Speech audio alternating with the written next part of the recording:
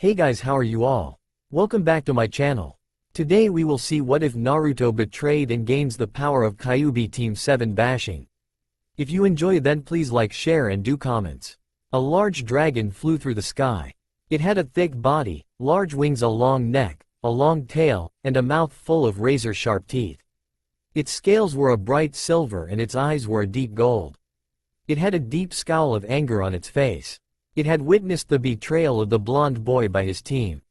What sickened him was that some humans were so ignorant that they killed what they thought wasn't human. What they call a monster. Bah! As it flew, it glanced at Naruto, who was currently gripped in his claw. It reached a decision. Later, the beast sat down and laid Naruto on its back.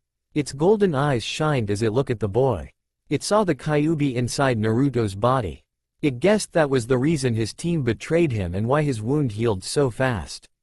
The dragon knew it had to act fast, so closing its eyes it turned to chakra and flew into Naruto's body, entering his mind. Naruto's mindscape. Naruto was fuming. Why did they do it? He asked. Kyuubi, still in his cage, answered, "They thought you were me, boy. That is why everyone has tried to kill and hurt you over the years. They see you as a monster." Naruto was quiet, then he threw back his head and roared in rage. "I'll make them pay," he roared. Kyuubi smirked. "I can help you with that, kid." "How?" Naruto asked, interested. "I can give you my chakra. Merge it with you. Make you the most powerful ninja in Fire Country." Naruto was thinking it over when there was a flash of silver chakra. Naruto and Kyuubi looked to see the silver dragon that saved his life. "Don't take his offer, boy. If you do, you will be corrupted," the dragon spoke. Kyuubi snarled, "The boy wants revenge. If he takes my power, he will have it." The two continued to argue whether or not Naruto should take the power.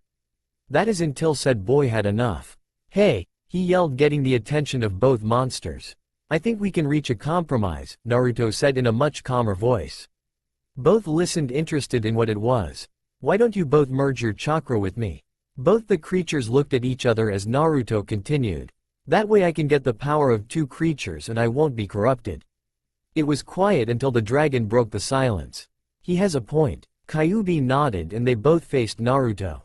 Then the ceremony began. "I, Kyuubi, king of beasts, bestow my power unto you, Naruto Uzumaki. I, Elion, king of the dragons, bestow my power unto you, Naruto Uzumaki. Do you accept our power?" "I do," Naruto answered. As he answered, Elion and Kyuubi each sent a blast of their chakra at him. Elion's gold, Kyuubi's red. As they hit, Naruto lost consciousness. Later, Naruto groaned as he came to. He looked around to see he was in a cave. He saw a mirror on one side and decided to see if the new chakra had changed him. When he looked in the mirror, he jumped back in surprise.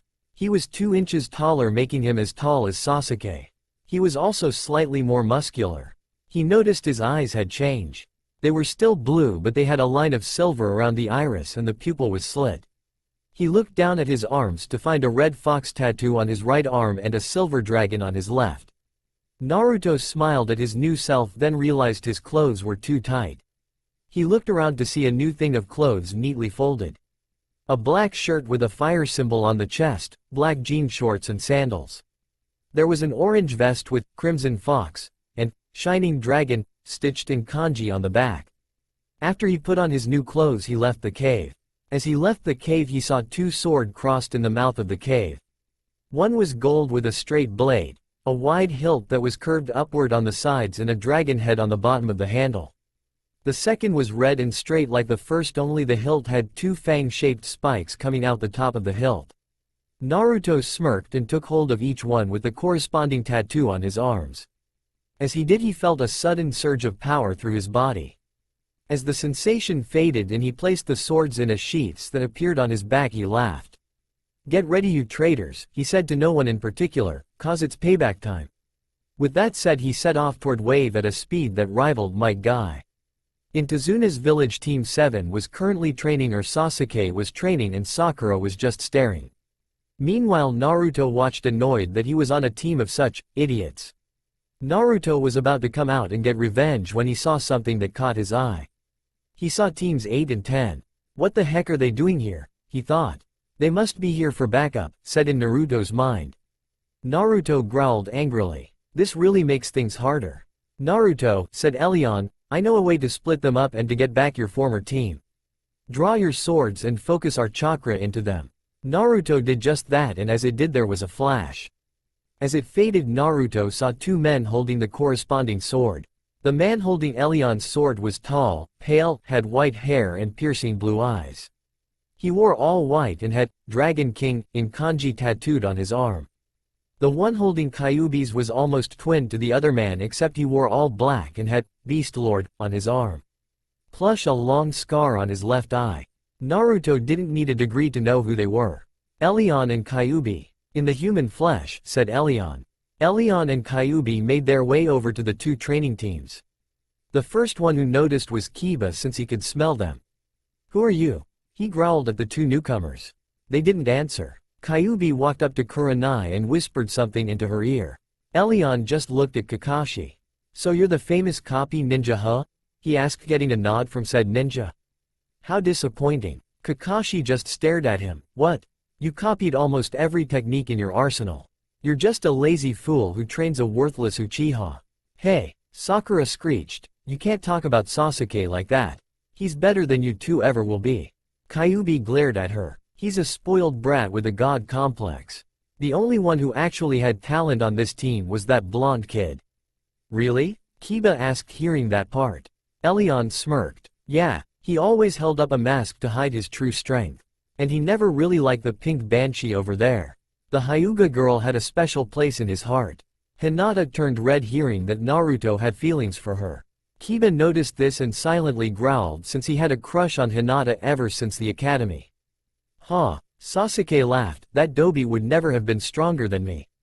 Kiba laughed too. Besides, even if that punk did live, he would never get Hinata.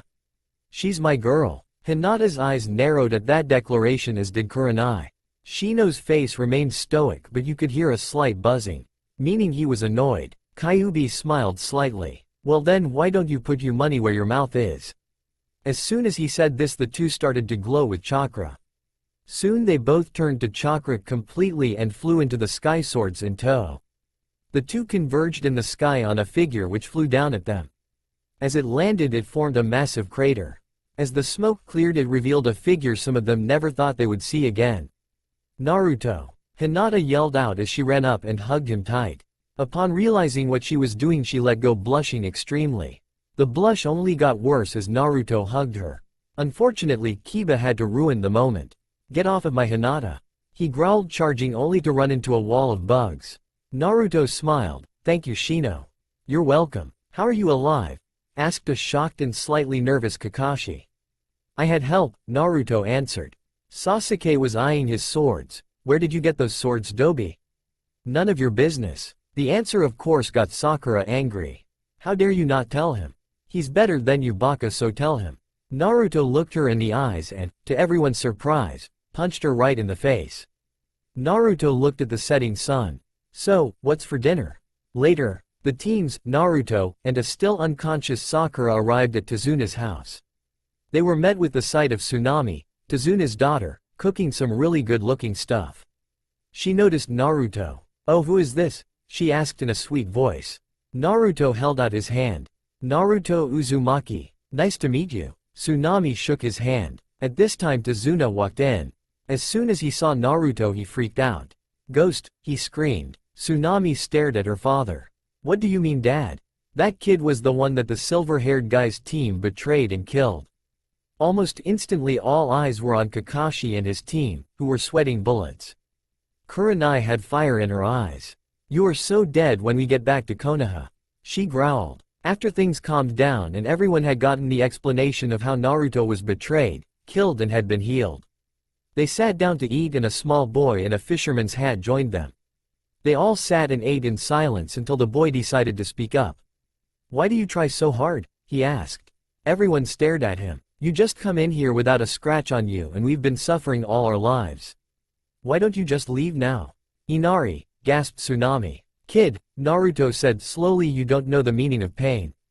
I don't know pain? Inari asked. I don't know pain? My entire life has been pain.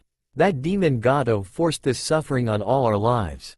You don't act. Naruto had had enough of the little kid and was currently lifting him up by the throat. He stared into Inari's eyes, his own turning a deep red.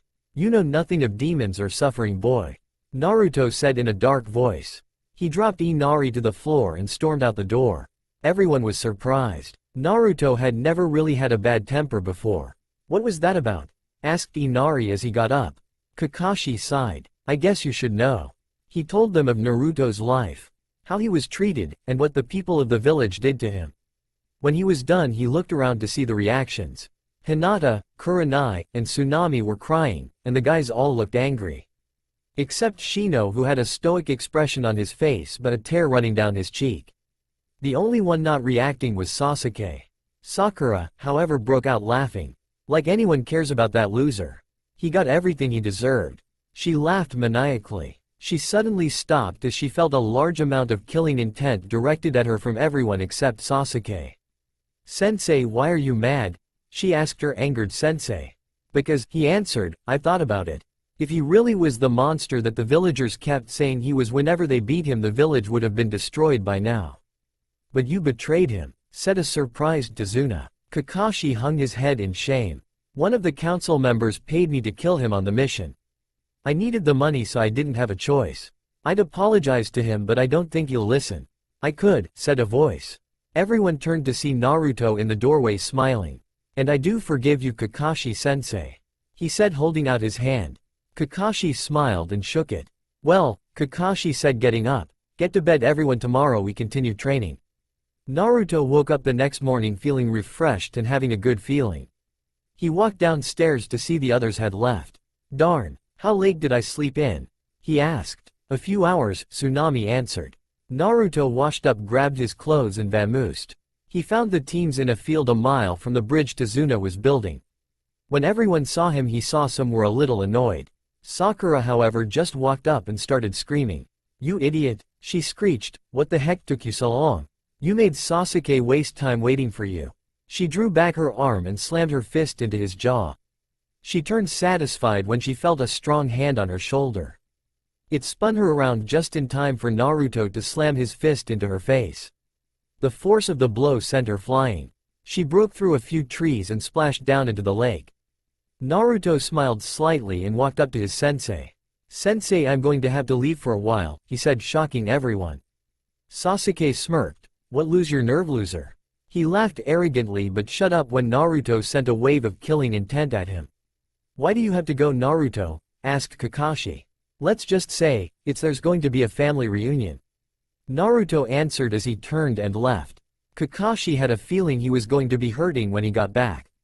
He turned to Kiba. "Get Sakura out of the lake," he ordered. Meanwhile, Naruto was running like heck toward his destination. As he did, he was talking to Elion. "Are you sure this is where I'm going to find my parents?" he mentally asked as he ran. "Yes," answered the dragon, "your parents are at a hospital a few miles from here." "All right. Watch out, Mom and Dad, here I come." 30 minutes later, Naruto skidded to a stop in front of a hospital. "Oh great. It had to be a hospital," he mentally complained. Since a lot of the doctors at the hospital in Konoha had tried to poison him or let him die, he had a fear of them. Naruto walked up to the desk in front and rang the service bell. A young woman in a nurse's outfit came out. "Yes?" she asked in a sweet voice. "I'm here to see about 2 patients you have here," he answered. "Who?" she asked. "A woman with long red hair and a man with spiky yellow hair." The nurse checked the files.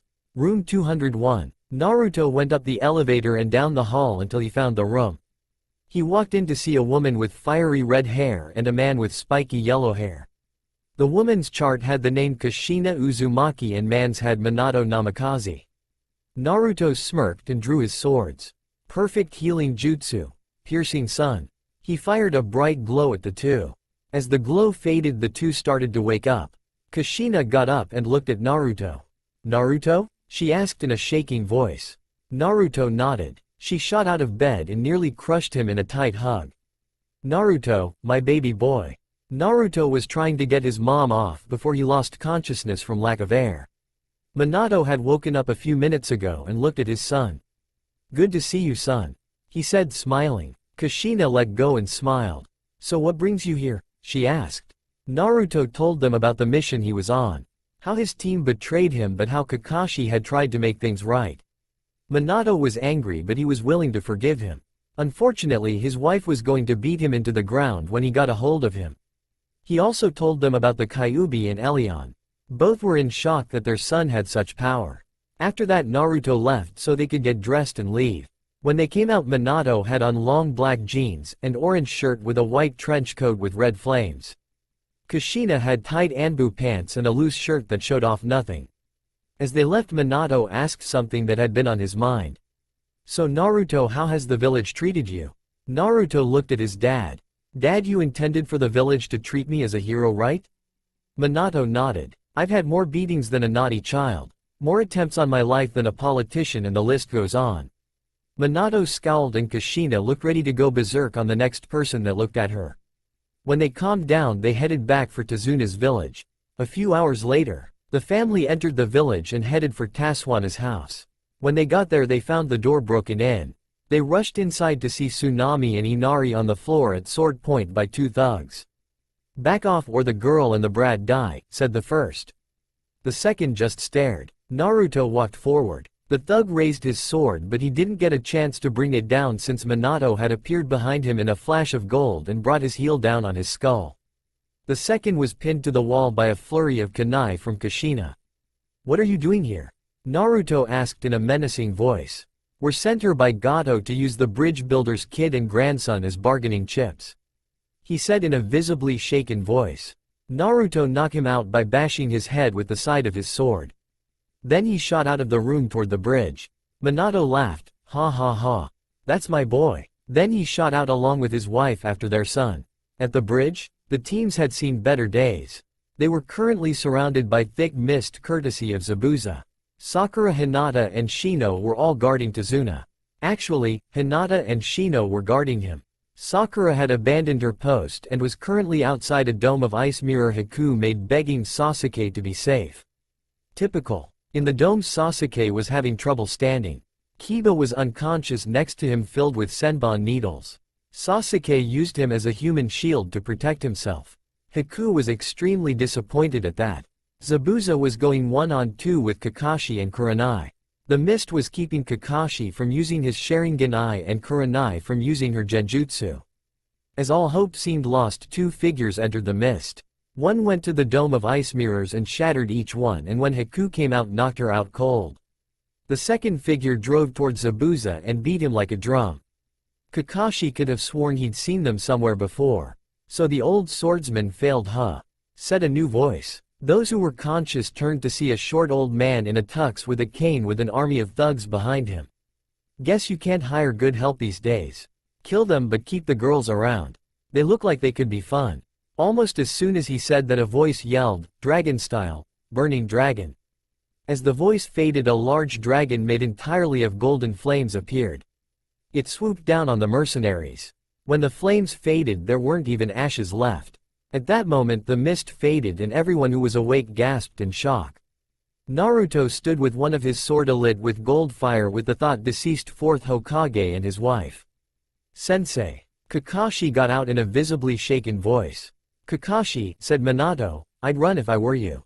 Kakashi gulped when he saw the look in Kushina's eyes. He gulped and ran for his life with the enraged woman hot on his heels. Naruto laughed at his sensei's retreating form. After that the remaining members picked up the unconscious and went back to Tazuna's house while said man worked on the bridge. As they left though a certain Uchiha was thinking. Such power. Only an Uchiha deserves that power. I'll get it from him. And if I can't I'll get that man and woman to train me.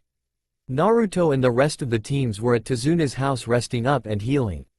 Kakashi more so since he suffered a beating at the hands of an angry mother. They had just finished healing when Kakashi had decided to talk to his sensei. Sensei. Yes Kakashi? Said Minato. Kakashi hung his head. Can you forgive me? Minato was silent. Why did you do it? I was paid by one of the council members to kill him on this mission.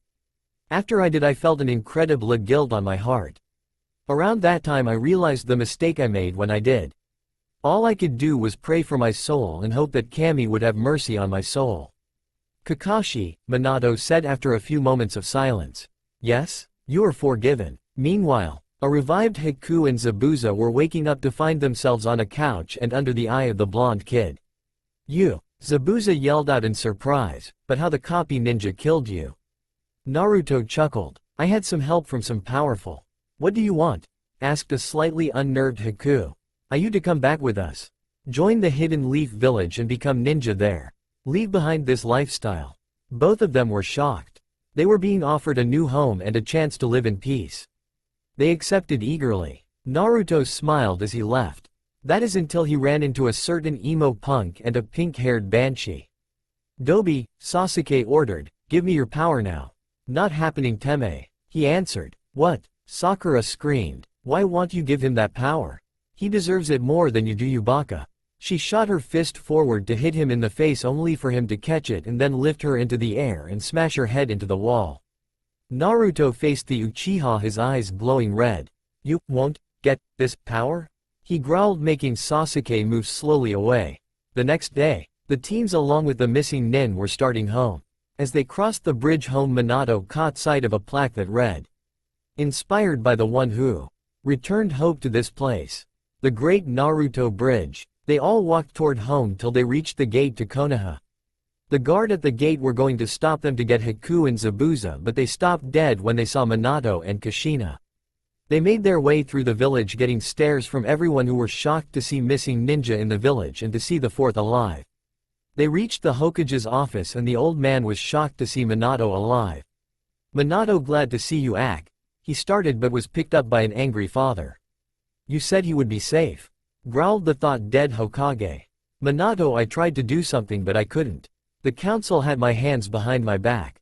Even if I did, the civilian council found ways to secretly hurt him. That, and they managed to overthrow every time one of the shinobi clans tried to adopt him. The old man managed to get out despite being choked." Minato set him down. "I have an offer to make you," he said to the old man. Meanwhile, Naruto was at the training field with his mom, who was teaching him some two swords techniques. Naruto was getting the hang of it when a certain Uchiha showed up. "What do you want now, Teme?" Naruto asked, annoyed. "That power and those swords," he answered. "You're not having either." Sasuke rushed forward. "Then I'll take them." He nearly reached Naruto when said boy brought his knee into Sasuke's stomach, knocking him into the air. Naruto got in a peculiar taijutsu stance. Dragon Fist style. Dragon Crusher. Naruto vanished and then reappeared above Sasuke. He slammed his fist into Sasuke's gut. He dove down covered in silver chakra and smashed down on Sasuke. Naruto stood over his enemy, a victorious smile on his lips. "Now that was youthful," yelled a deep voice. Naruto and his mother, who had witnessed the fight, turned to see a large man with a bowl cut, round eyes, huge eyebrows, a green jumpsuit with orange leg warmers and a Chunin vest. "Who are you?" Naruto asked, very freaked out. "I am the Leaf's leading taijutsu specialist, Might Guy," he yelled, smiling, revealing a mouthful of white teeth that shone brightly. "Now I must know, what was that style?" "Oh, I call it the Dragon Fist style," Naruto answered. Guy smiled. "Then I would like you to test that style against one of my students sometime. Do you accept?" "Yes. Then I look forward to your battle." With that said, the odd man left. Later on that day, an Anbu agent came saying that he was summoned by the council. Naruto knew this had something to do with Sasuke. Naruto arrived at the council chamber to see the Hokage's chair turned around. He also saw the rest of teams 7 and 8 along with Haku and Zabuza. "What have you done, brat?" growled a civilian councilman. "You beat the great Uchiha with incredible power. Power you do not deserve." Naruto narrowed his eyes. "No," he growled. "Then we will." "Silence!" yelled a voice no one recognized from behind the Hokage's seat. "Sarutobi?" asked a pink-haired councilwoman. "He's not here." The chair turned around to reveal Minato. "How?" asked Danzo aloud. "I woke up from a coma," the man answered. The pink-haired woman got up. "Great. Now you can finally help us kill that demon." "Big mistake." Minato appeared in front of her and lifted her up off the floor. Then he slammed her head into the floor. Minato looked at the shocked council. "Now as of today I am Hokage again. As my first act, all civil clans are no longer part of the council. The advisors will be replaced by more level-headed ones, and Danzo, you're fired." The council was in uproar. Minato called Anbu and had them dragged out. Now that that's out of the way, Turns to Haku and Zabuza. I hear you want to join the village. What do you have to offer? Zabuza stepped up. I can be a teacher in Kenjutsu and I can teach the new swordsman the silent killing technique. My daughter Haku has a bloodline that gives her the ability to manipulate ice. The remaining council was intrigued. The ice ability could come in handy and so would a swordsmanship teacher. Minato made Haku a Chunin and Zabuza a Junin. Now on to more pressing matters. Anbu, bring them in. As he said this, 4 newcomers came in. One was platinum blonde with blue eyes and had a purple top and skirt. The second was a chubby boy with brow hair and swirls on his cheeks. The third tall in gray and had black hair tied in wolftail. The fourth was a man in a Junin vest with black hair and a cigarette in his mouth. Team 10 had shown up. Ino, upon seeing Sasuke, threw her arms around him. Back off, Ino, pig, he's mine. Sakura screamed. How troublesome, said Shikamaru. So where's Naruto? I heard he changed over the mission. You got that right, said Naruto. They all turned and stared at the new Naruto. Ino seemed to be lost in his silver-lined eyes. Naruto, she stuttered as she took in his new look. Naruto raised an eyebrow. You okay, Ino? Ino then threw her arms around Naruto's neck and kissed his cheek. The results were different. Almost everyone in the room were shocked except Inoichi, Ino's dad, who was glad his daughter was no longer after the Uchiha brat. Hinata looked ready to explode in jealousy. Minato cleared his throat. Now then, due to an incident on the mission to Wave Country, new teams will be formed. Hinata and Ino will be taking Sasuke and Sakura's places on Team 7. They will be taught by my wife Kushina since Kakashi retired this afternoon. Sakura will be with Shikamaru and Choji, and Sasuke will be with Kiba and Shino. Agreed? Dismissed. With that, Naruto brought up a swirl of gold fire and vanished along with his new teammates. This made Sasuke mad, of course. He swore that he would get that power even if he had to beat it out of him. At one of the training grounds, Kushina was waiting for her new team of students. She had been waiting for a few minutes when she was approached by a familiar figure. Hello, Guy, she said nonchalantly. Hello, Kushina, he replied. Who are you waiting for? My team, she answered. Oh, then I will get mine. I wish for them to see each other. With that said, he took off. Only a few seconds after he left did a plume of golden fire appear. It dispersed to reveal Naruto, Ino and Hinata. The 2 girls looked a little dizzy. Naruto, what was that? Asked a shaky Ino. A shushin of a different kind, he answered. Warn us next time, said Hinata as she found her legs. Glad to see you're all here, Kushina said, getting everyone's attention. Hinata and Ino were staring at one of the strongest kunoichi ever. Just then Guy returned with a tall boy with Hyuga eyes and long hair, a girl in a pink shirt and hair tied up in buns, and a boy who looked almost exactly like him only without the Chunin vest. Good to see you, he yelled in a loud voice. Everyone was shocked at the sight of the strange man. Guy looked everyone over until he saw Naruto. You're that boy with the strange taijutsu. Naruto grinned. Yep, so you said you wanted me to fight one of your students? Yes, I did. Lee, the boy who looked like Guy, jumped down in front of him. Yes, Guy-sensei? He asked. I want you to fight this boy. He answered. Lee surveyed his opponent and got in a taijutsu stance. Naruto drew his swords and sank them into the ground. The girl was looking at them with unhidden interest. Since she was the daughter of a weapons shop owner, she had a thing for weapons. Naruto got into a stance of his own. This fight is just to see what you can do, said Lee, hoping that this wouldn't invoke any hard feeling in his new friend. Right, answered Naruto. The 2 shot at each other. Lee threw a punch, but Naruto blocked it and, gripping the wrist, threw him like a rag doll.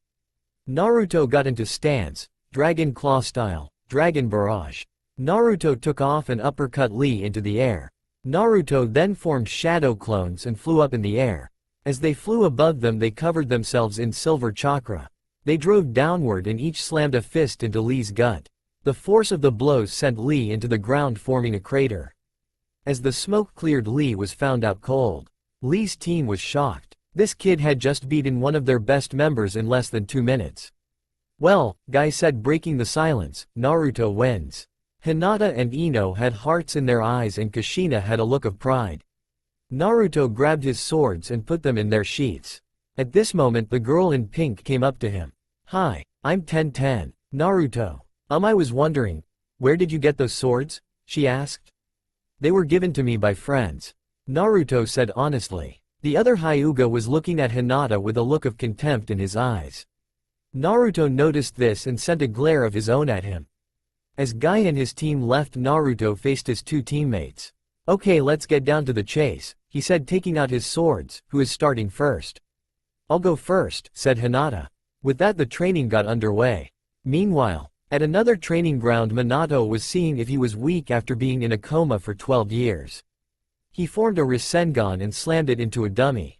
He was surprised when the dummy was sent flying back and smashed through the forest before a sudden stop when it hit a mountain. Apparently when Naruto woke me and my wife up, he made us stronger, he thought. Very impressive. Minato turned to see some of the clan leaders of Konoha. Inoichi, Sume, Mr. Nagarashi, and Hiyashi. Minato looked at his old friends. I take it this isn't for a reunion, he said. No, Sume said. At that moment Sasuke showed up with Sakura at his heel. No surprise. Not now, kid, this is a grown-up matter, Minato said, obviously not in the mood for this little twerp. Sasuke just ignored him. I want you to teach me your secrets, he said. What? All the clan heads yelled. Kid, that is not going to happen in this or any other lifetime, said an obviously angered Hiyashi. You have no choice. I'm an Uchiha, an elite. I deserve such secrets, he said arrogantly, with Sakura agreeing. He turned to Minato. Make them teach me, and when they're done you will. Minato stormed up to him and lifted him up by the collar and looked angrily into his eyes. You won't be getting anything from them. The only reason you had pull before was because of the civilian council. With it gone, you are nothing, he growled. Don't you know who I am? Sasuke asked him in an angry voice that said he was angry that he was being refused what he wanted. No, and I don't care, he yelled, slamming his fist into Sasuke's ribs, cracking them. Now, growled, lifting him up again. Get yourself to the hospital to get those looked at, or better yet, forms a Rasengan in his palm. Let me help you. He slammed the Rasengan into Sasuke's chest and sent him flying like a rag doll across the village and into the wall of the hospital. Sakura ran off in hot pursuit of her love. What a pain. I take it this isn't the first time he did this, he said, looking at the clan heads. No, said Inoichi. He's been wanting us to teach him our clan secrets. He's even ordered us to give him our daughter so he can revive his clan. So why do you want to see me? Minato, we wish to offer your son, Naruto, our daughters in marriage, said Sume. What? Mr. Nagarashi, Tenten's dad, never learned his first name, calmed Minato down. It's only going to happen when he's old enough to marry. He will have to get to know his new brides, of course. Minato was quiet for a while. I'll ask him about it. The clan leaders left on that note.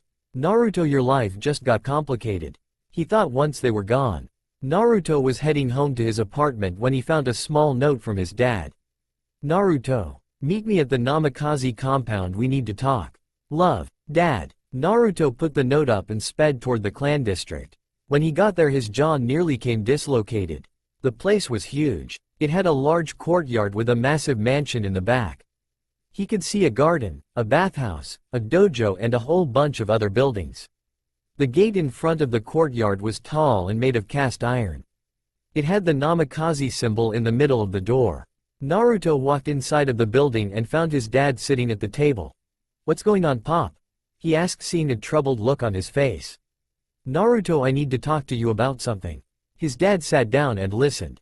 We both know that because of the Clan Restoration Act you are entitled to a harem. However, you are going to have to choose your future brides sooner than I hoped you would have to. Naruto stared at his father. Why? Sasuke Uchiha. He's been making demands of the clan heads. Demands that he learn their clan secrets and have their daughters. Naruto bristled. He wants what? Naruto, Minato said, there is one way to save them from becoming his slaves. You marry them. Naruto was quiet for a moment. Meanwhile, multiple ninja ran through the village. They were dressed as Anbu, but they had the kanji for root on their masks. They each had a sack on their shoulders. All 5 of them had done their job. At this time a 6th showed up. What is that? The leader of the group said regarding a sack on his shoulder. Another one that may prove useful to the great Uchiha, answered the newcomer. They were about to leave when the clan heads, a team of Anbu along with Guy and Kurenai, showed up. The Anbu leader stepped up. You are under arrest for the crime of stealing from the clans of Konoha, he stated. "Oh, I don't think so," said the leader smugly. He and his associates opened the sacks to reveal the daughters of the clan heads plus blonde woman with a Suna headband. They heard a dark chuckling and followed the sound to see Danzo and Sasuke. "Those girls are mine now," Sasuke said, smirking. "You won't touch my children," growled an obviously enraged Hiyashi Hyuga. The Root laid the girls down and looked ready to fight while Danzan took the bandages of his head to reveal the Sharingan in his left eye, and Sasuke activated his Sharingan. They were all ready to brawl when Kitsune style, burning fox pack. As the words faded, 6 large foxes made completely of fire came out of nowhere and scorched the Root members. On a plus note, the heat from the jutsu woke the hostages up. "My men," yelled Danzo. When the smoke cleared, Naruto and Minato stood in the middle of the two groups. "You," Sasuke growled at Naruto. "Yeah, now if you don't mind, leave my future wives and the girl from Suna." Naruto said slowly, "In your dreams. They're mine now. So why don't you hand them over and those swords?" "No, then we'll take them," roared Danzo as he and Sasuke charged at him. Minato got in the way and punched Danzo in the face, sending him flying, and jumped after him. Sasuke charged at Naruto. Naruto lazily blocked each move Sasuke threw at him. Naruto hit Sasuke in the stomach, sending him back a little ways. Sasuke growled and went through hand signs, fire style, fireball jutsu. He sent a massive fireball at Naruto, who just stood in front of the blast. Sasuke laughed, thinking he had won, when he was grabbed by the shoulder. He turned around just in time to see Naruto throw him over his shoulder and into the streets. Meanwhile, Danzo had seen better days. He was currently beaten up and he could barely stand. He had expected Minato to be weak after being out of commission for so long, but he had only grown stronger. Minato currently had him lifted up off the ground and was forming a Rasengan in his hand. This time though, he held it over his head. It flattened out and formed a large shuriken. Rasen Shuriken. The move collided with Danzo's body and pretty much obliterated him. "That's one less headache to deal with around here," he thought. Then he turned around and ran to the village. At the village, Sasuke was being thrown around like a doll.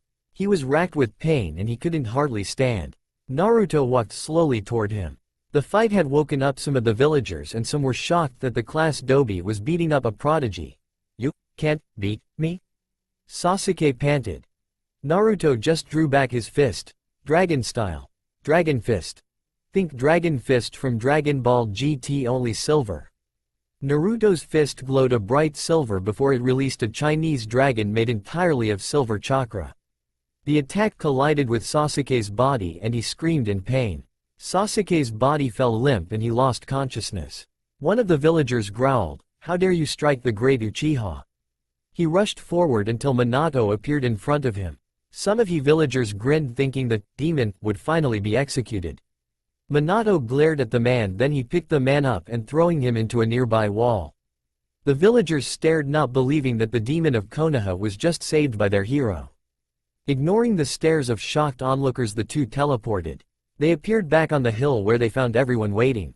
Except the Suna girl. She left because her sensei came for her. "So Naruto," Ino said, "what was that about us being your future wives?" "Oh boy," Naruto thought. A few days later, Naruto smiled broadly. He was currently walking hand in hand with Hinata toward the tower where the first part of Chunin exams would be held. He had talked to the girls about how their parents wanted to protect them from Sasuke by betrothing them to him. To his surprise, they accepted. With Danzo dead and the civilian council gone, they didn't have to worry about being kidnapped in their sleep. Naruto finally could see a bright future ahead of him. Naruto and his team arrived at the tower and went inside. They found 2 guys who were a test to weed out weak genin. Naruto managed to unveil them and everyone got in on time. He and the rest of the teams were waiting for the first exam to start when Kiba came over after seeing him holding hands with Hinata. "What are you doing with Hinata dead last?" he growled. "Didn't you hear?" Naruto asked. "Hinata's going to be my wife." Kiba growled. He still thought that Hinata was his. Naruto thought, "Wait till he finds out I'm marrying his sister." Kiba was about to do something when someone walked up. He had glasses, silver hair, and a white shirt with a purple sleeveless over it. "You shouldn't make such a scene," he said. "And who are you?" Kiba asked. "The name's Kabuto," he answered.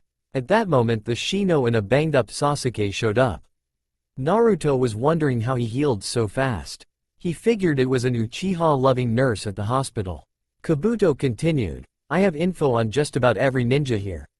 They come from a lot of villages. The newest ones are from the Hidden Sound village. They are relatively new, probably a bunch of weaklings. 3 sets of eyes narrowed at Kabuto. I want information on some people. Sasuke said, Rock Lee, Gaara of the desert, and Naruto Uzumaki. Kabuto took out 3 cards from his back pocket. Rock Lee, he read, specialty is taijutsu. Suffers from a medical condition that keeps him from molding chakra correctly. Has been on some D-ranked and C-ranked missions. He pulled out the second card. Gaara of the desert. Not much here. Says he's from the Hidden Sand village and he's been on some A-ranked missions and didn't get a scratch. Naruto was surprised when he heard this. He looked around until he saw a team from Suna. He recognized the girl and saw she was with a guy with purple war paint on his face, black clothes and a bandaged sack on his back. There also was a guy in red and brown with red hair, bags under his eyes, love and kanji over his eye, and a gourd on his back. Naruto felt something in him. He sensed the Ichibi in his body but someone else as well. He'd have to look at that later. As Kabuto looked at Naruto's card, the image of a golden dragon and a red fox appeared and it burst into red and gold flames. What happened? Sasuke growled, losing his chance to learn about Naruto. I don't know, Kabuto answered truthfully, but he must have had some pretty intense stuff to do that to his card. At that moment Naruto sensed something. 3 ninja were heading toward Kabuto. One was completely bandaged except for one of his eyes with a purple long-sleeve shirt that covered his arms completely. The second had spiky hair and a yellow shirt over a long black sleeve. The third was a girl with long black hair. Each of them had a headband that had a musical note on it. They were from the Sound Village. Naruto jumped in the way to keep the bandaged one from punching Kabuto. He caught his wrist just in time and flung him across the room. The spiky-haired one took out a kunai and tried to throw it, but Naruto kicked it out of his hand and punched him in the face. The girl tried reaching for something, but Naruto drew both his swords and crossed them in front of her throat, stopping her cold. Everyone in the room froze. This kid had just stopped 3 ninja without even breaking a sweat. Back off, Naruto growled, sending a chill down the girl's spine. Oh, and Kabuto, that information you gave Sasuke is confidential. You're lucky I don't report you. The rest of the ninja stared. Some of the girls in the room had stars in their eyes since Naruto was exceptionally handsome to them. Even the Sound Girl stared. Gaara had an interested look on his face. The other 2 shivered. They knew once you got his attention it was a bad thing. The bandaged Sound Nin got up. Who are you? He asked, slightly scared. Naruto Uzumaki. And let me tell you, all of you, if you mess with someone from my village, sword ignite with gold and red fire. You'll regret it. Naruto noticed a bit of black flame in the middle of the gold and red. He'd ask the fox and dragon about that later. Then there was a large plume of smoke. A man in a black trench coat and a Leaf Village headband appeared. All right, you maggots. My name is Ibiki Moroni. I'm the proctor for the first part of the Chunin exams. So shut up and get moving. He yelled, obviously trying to get everyone moved along.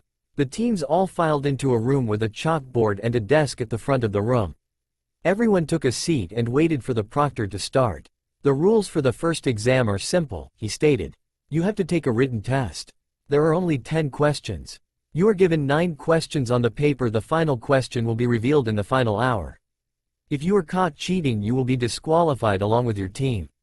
If you don't get the 10th question right, you and your team will be disqualified. Everyone tensed up. If one of the kids on the teams messed up, the whole team would be disqualified. Ready? Begin. You have 2 hours until the final question. The teams started. Everyone did the one thing they could do, cheat. 10-10 used nearly invisible strings to move mirrors to give the answers to her teammates. Shino used a bug to gather the information from others. Kiba's dog, Akamaru, looked at the answers of others and gave the answers to his master. Gaara made a third eye with his sand and copied answers. Ino used her mind transfer jutsu to steal Sakura's answers since she was smart. Sasuke just used his Sharingan to copy the pencil movements of another student. Naruto didn't need to use jutsu to cheat. Elion and Kyuubi gave him answers mentally. As he waited, he noticed Hinata was nervous. He knew what her family thought of her and that she was nervous she would get them disqualified. Naruto knew he had to help her. He decided to. He focused his chakra and summoned a small blue fox with an X-shaped scar on its forehead and 4 tails. "I need you to go comfort the white-eyed girl for me," he mentally commanded, which was easy since he could communicate mentally with foxes thanks to Kyuubi. "Her name is Hinata." "Yes, master." The small fox went over to the nervous girl. She was pretty scared until she felt something soft and furry rub against her. She looked down to see a small fox snuggling against her stomach. "My name is Ryu," it spoke. "My master sent me here to comfort you." He wasn't very specific on how, but it looks like cuddling you is working. Hinata smiled. Even now he comforted her. Meanwhile Naruto was having a little talk with the fox and dragon. "Hey, what was that thing with the black flame earlier?" he asked. Elion answered. "It seems that the colliding energies of my chakra and the fox's chakra formed a new energy." "That black flame." He heard Kyuubi chuckle. "Looks like we got a new weapon, kiddo."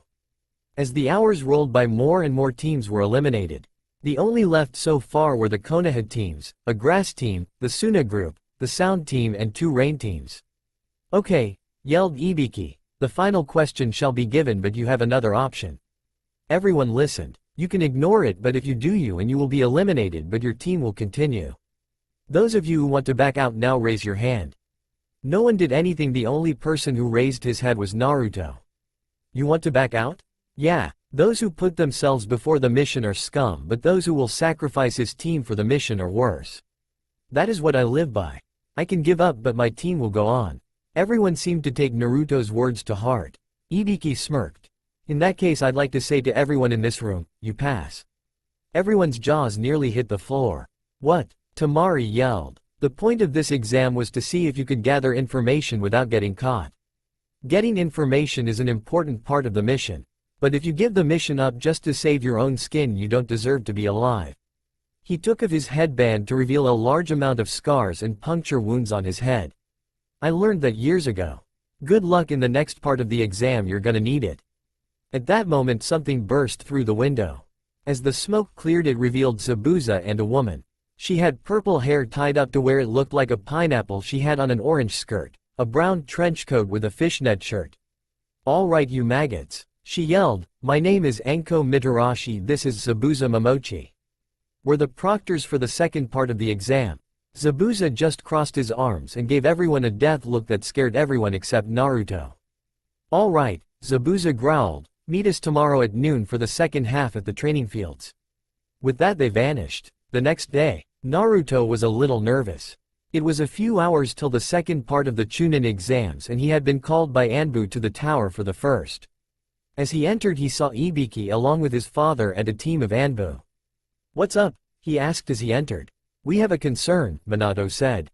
"What?" "Your test," Ibiki stated. "You got every answer right in your tests for the academy show, you didn't get most of the stuff. Care to explain?" Naruto just smiled. "I've gotten a lot smarter over the past few weeks." Minato grinned while Ibiki looked confused. "Now if you'll excuse me, I'm gonna be late for the second part." Elion, he thought, "is there a way I can get there quickly?" "Yes, focus my chakra into your back. You should be able to grow wings," answered the dragon. Naruto did that and silver chakra wings sprouted. They were in the shape of dragon wings and were 10 feet from tip to tip. Naruto rushed to the window and burst through it, flying off at full speed to meet the deadline. Ibiki growled, "I just got that fixed form Anko's and Zabuza's fiasco the other day." "Sir," one of the Anbu said, "that proves he's a demon. The fox must be getting control. Just give me the order and all." He didn't finish his sentence as Minato sent him crashing through a few walls and into the streets. "Idiots," he thought, "soon they will know who he is and what he can do." Minato grinned. He could see the faces of the villagers when they found out his true name. Naruto Uzumaki Namikaze. The other teams were at the entrance of a large forest. The place was blocked off by a wire fence and some of the other teams were getting restless. Naruto hadn't shown up, so Ino and Hinata were slightly nervous. Others, however, were getting impatient waiting for the blonde. Sasuke was grinning thinking Naruto had chickened out. Kiba walked over to Hinata. "Looks like he isn't gonna show," he said smugly. "Just wait," she said, "he'll come." Kiba grinned. "Come on, Hinata. Stop playing hard to get. You know you want me. He put his arm around her waist and pulled her in close. In response she brought her knee and hit him right where the sun don't shine. I'm only saying this once, she growled, staring him in the eye, leaking killing intent. I am Naruto's. I am not yours. I will never be yours. So go find some other girl to bother. Kiba finally got up and walked away, nursing his pride and hoping he wasn't sterile. Ino approached her teammate. All right, way to show that jerk who's boss. She yelled, causing Hinata to blush. I just wanted to get the message across, she said in an embarrassed voice. Not bad, said a familiar voice. The girls turned to see a smirking Sasuke. I have to ask, he said, why do you hang around that loser Naruto? He's a no-name loser. Why don't you leave him for a real man? Ino scowled. Naruto is more man than you'll ever be, she said in a clear, obviously annoyed tone, and furthermore you aren't a man. You are just a whiny, spoiled brat. You just expect anyone to give you what they want. They should, including you, he said, leering at her. Hate to burst your bubble, but I'm engaged to Naruto too, along with the other girls you tried to kidnap and force to wed.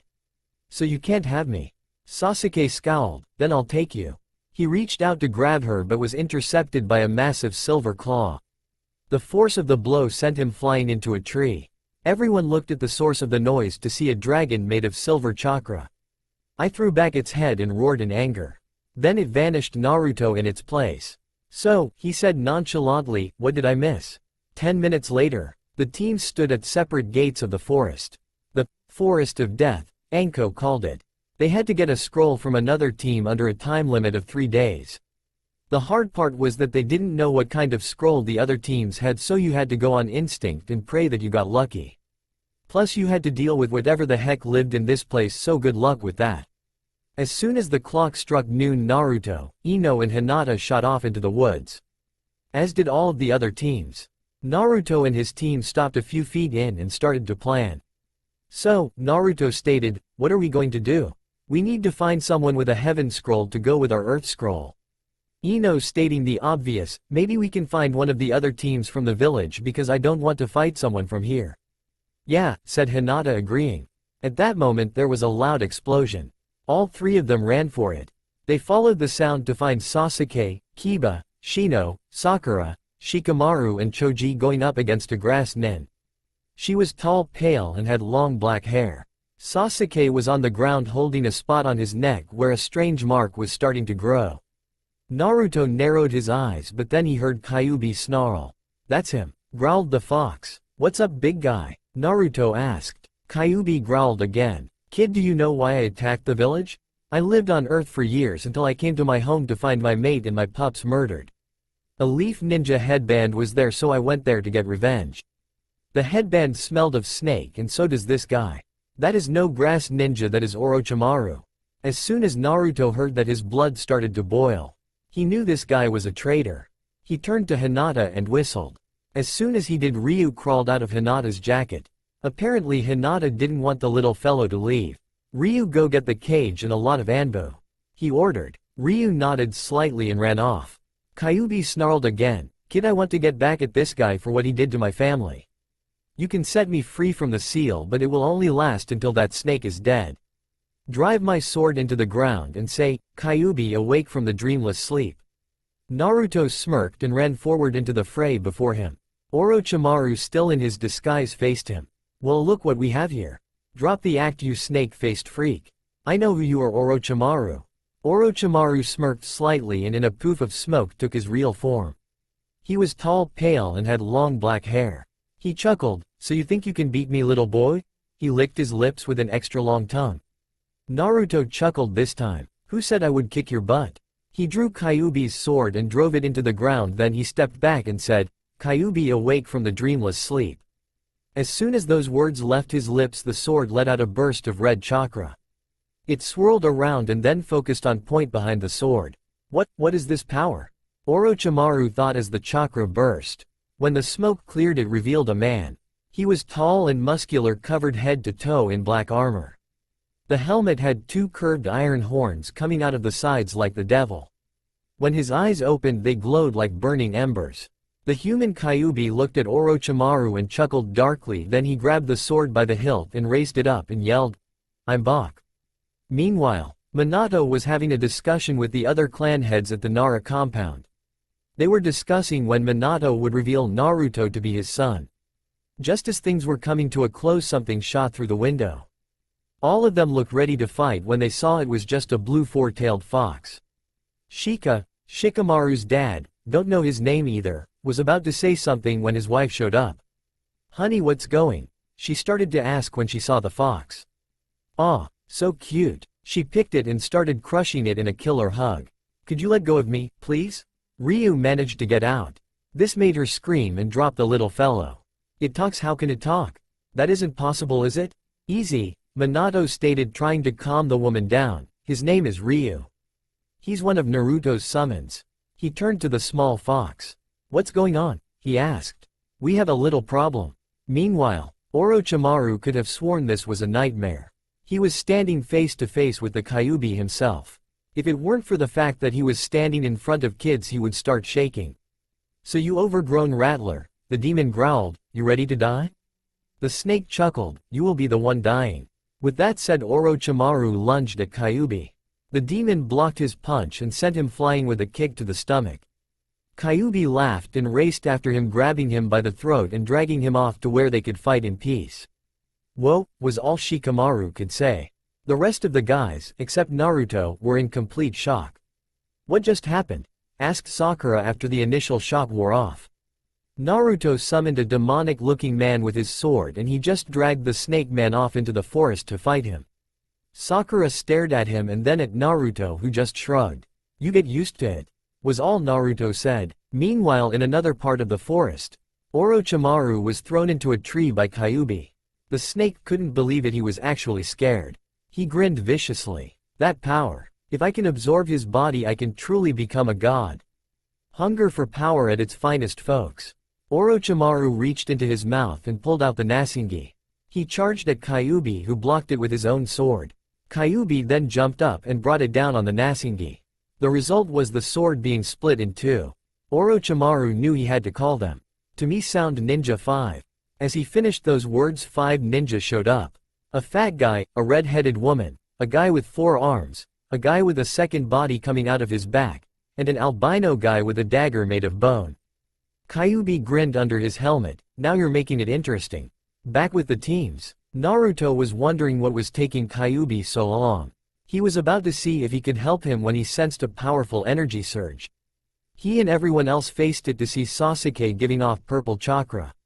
As he got up, they saw strange marking all over his body. Sasuke looked at his hands and started to laugh. "This power," he said, "this power is what I've been looking for. I can finally kill him." He looked at Naruto. "But first I want to get rid of a small pain in the butt." Sasuke charged at Naruto but missed him by a hair. Naruto drew Elion's sword and yelled out, "Dragon style, Dragon Claw." The sword burst into flames and Naruto sent them at Sasuke, who barely dodged the attack. They both charged at each other and ended up grappling. The two pushed, trying to get a leg up on the other when Sasuke suddenly backed off. He started clutching his head in pain and started to scream. The marks on his body started to vanish. "What the?" Naruto thought. A few minutes earlier with Kyuubi. Kyuubi was staring at the sound ninja that had him surrounded when all of a sudden the clan heads showed up. Orochimaru was shocked when he saw Minato among them, since he thought he was dead. The clan heads fought off the sound ninja and managed to knock them out. Minato faced Orochimaru and Kyuubi leapt to his side. "It's been a while, you old fox," Minato stated. "Yes, it has," Kyuubi said in a monotone voice. Orochimaru just snarled and tried to attack, but Kyuubi held out a hand. Demonic style. Chains of Oblivion. Chains shot out the ground and wrapped around Orochimaru's arms, legs, neck and torso. As soon they made contact, he felt an incredible pain. "Surprised?" Kyuubi asked. "Those chains are pumping Yukai into your body. It's severing you chakra coils and destroying your body. Even you can't regenerate that much. Let's end this, Minato." Both warriors held out their hands and formed a single Rasengan. This one though was made of red chakra and was twice as big. They both crouched and shot forward and called out, "Demonic Rasengan." As the move made contact, Orochimaru screamed out in pain. After a few seconds there wasn't even ashes left of his body. As soon as he died, the sound ninja started to scream. Minato examined they to see the curse marks on their necks vanishing. They also heard screaming from somewhere else. They followed the noise to see the kids with Sasuke who was on his knees. Minato could just barely make out a fading curse mark. Sasuke growled as he saw Kyuubi and Minato. My power. Give me back my power. He charged only to meet a backhand by Minato into a tree. After everyone was checked for injuries, Ino had to ask. So now what? Minato answered. Well, seeing what you've been through, I'd say that you passed the second part of the exam. Everyone grinned and looked happy about it except Sasuke, who was unconscious, and Sakura, who was mad. Aren't you going to punish him? Sakura asked, pointing at Kyuubi. Why should I? Asked the cage. He hurt Sasuke, he should be. She didn't finish her sentence because she was sent flying by a kick from Naruto. Kyuubi just laughed, then he turned to Chakra and flew back into the seal on Naruto. As everyone headed to the tower, Hinata pulled Naruto to the side. When we get to the tower, she whispered, you are going to explain this to me and the rest of your future wives. With that said, she left with Naruto following her, grinning. After the teams made their way into the tower, they felt a little relieved. They wouldn't have to worry about being killed, and they had some time to relax a bit. After an hour of relaxing, everyone who saw the incident pulled Naruto aside. With them were their senseis who had been informed of what had happened in the forest. So Naruto, Hinata said, her arms crossed, what was that in the forest earlier? The others looked at him with curiosity, especially Sasuke and Sakura. Naruto pointed at Sakura, Sasuke and Kiba. You three, out. This is for people I trust alone. He ordered. Sasuke smirked, I'm an Uchiha. I deserve to know what that power was. Besides, any secret you have can be of use to me. Sakura and Kiba stayed put until Minato picked them up by the collars and threw them out of the room. Naruto faced his friends. It started on the day I was born. He started. Everyone listened intently. The same day I was born was the day that the Kyuubi attacked. Everyone gasps. As it turns out, he wasn't attacking his spite, he was trying to avenge its wife and pups when he found them killed in his home. You were told that the Kyuubi was destroyed by the fourth, right? Everyone nodded. This isn't the truth. They all stared at Naruto. The demon was in fact sealed inside of a newborn baby. Hinata looked nervous. Who was it? She asked. Me. Everyone looked as if they were watching a horror movie. Why would the fourth do that? Shikamaru said after a few moments of stunned silence. That was a mistake on my part, said the Hokage, grief in his voice. I actually expected the village to treat him like a hero for keeping the demon at bay. Tears actually started to form on his face. What did they do? To answer them, Naruto lifted up his shirt. Everyone gasped at the sight of the scars and wounds that covered his body. There wasn't a dry eye in the room. Even Shino had tears running down his face. How? Shikamaru asked with tears running down his face. How can they still call themselves human? Hinata was on the ground bawling. Naruto picked her up in his arms and held her until she stopped crying. By the way, Naruto, Hinata asked, how did you get that silver chakra? Naruto actually smiled at that. I think you should talk to the one that gave me that power. He drew Elion's sword and drove it into the floor. Elion awake from the dreamless sleep. As soon as those words were uttered, the sword exploded in silver chakra. It swirled and flashed until it focused and formed a figure. A man stood in completely silver armor with a gold trim. His helmet was like Kyuubi's, only his didn't have horns and his eyes were a shining gold. Guys, Naruto said, this is Elion, king of the dragons. Elion gave a deep bow. For those of you who want to know, I am the reason behind Hack Gold and Silver Chakra. Everyone listened. My eyes have seen a great deal of things, including how Naruto was treated over his life. When he didn't turn his back on his village, I knew I found someone to take my power. Only one pure of heart can take it. When I found Naruto's body in the river after the betrayal, I picked him from the river and carried him to my cave. His wound had healed thanks to Kyuubi, but if he had taken his power alone he could have been corrupted, so I gave him some of my power as a deal we made. He gets Kyuubi's strength and he doesn't become corrupt. Everyone was shell-shocked at this news, but Hinata had a question. Why didn't you give him your power earlier? Elion chuckled slightly. How would it look if a dragon came down and gave his power to the alleged demon of a village? Hinata nodded, understanding. Now that we have an understanding, I would like to have a word with Naruto in private. So would Kyuubi. Everyone got the message and filed out. As they left, Sasuke and Sakura stared in awe at Elion. Sasuke was about to go in and order something to Elion if Guy hadn't dragged him. Naruto took out Kyuubi's sword and brought him out. "So what is it you guys wanted to talk about?" he asked.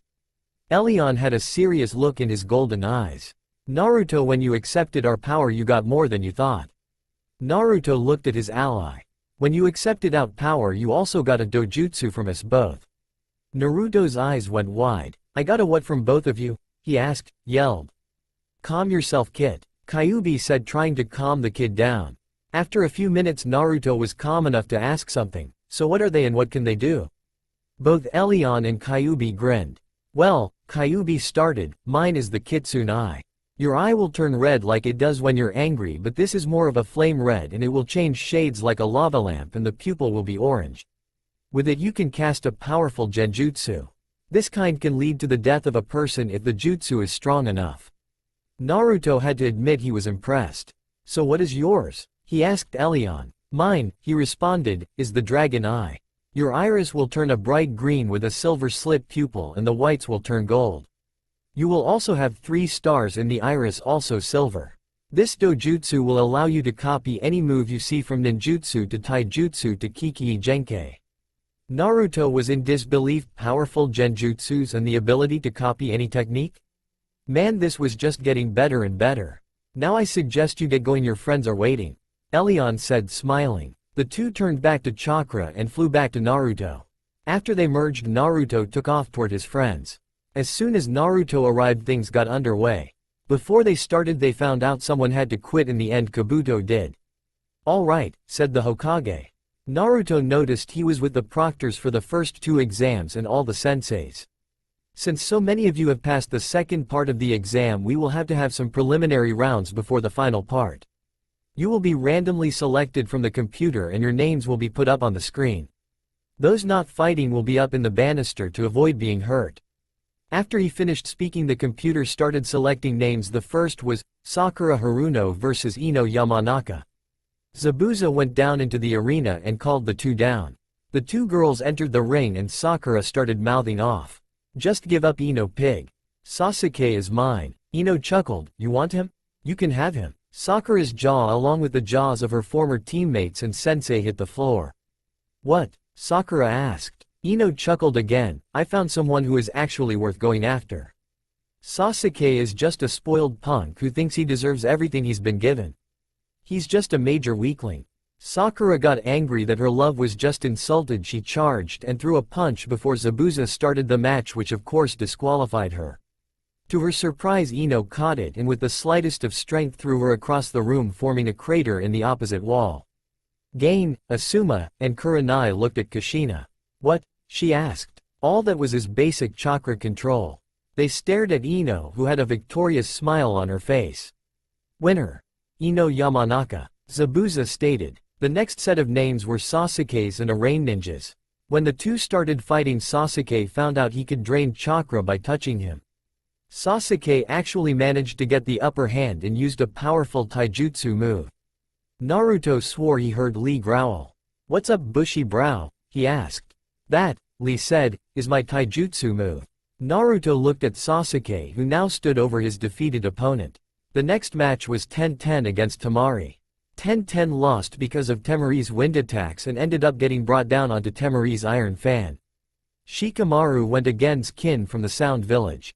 He won since he tricked her with his shadow possession jutsu and caused her to slam her own head into the wall.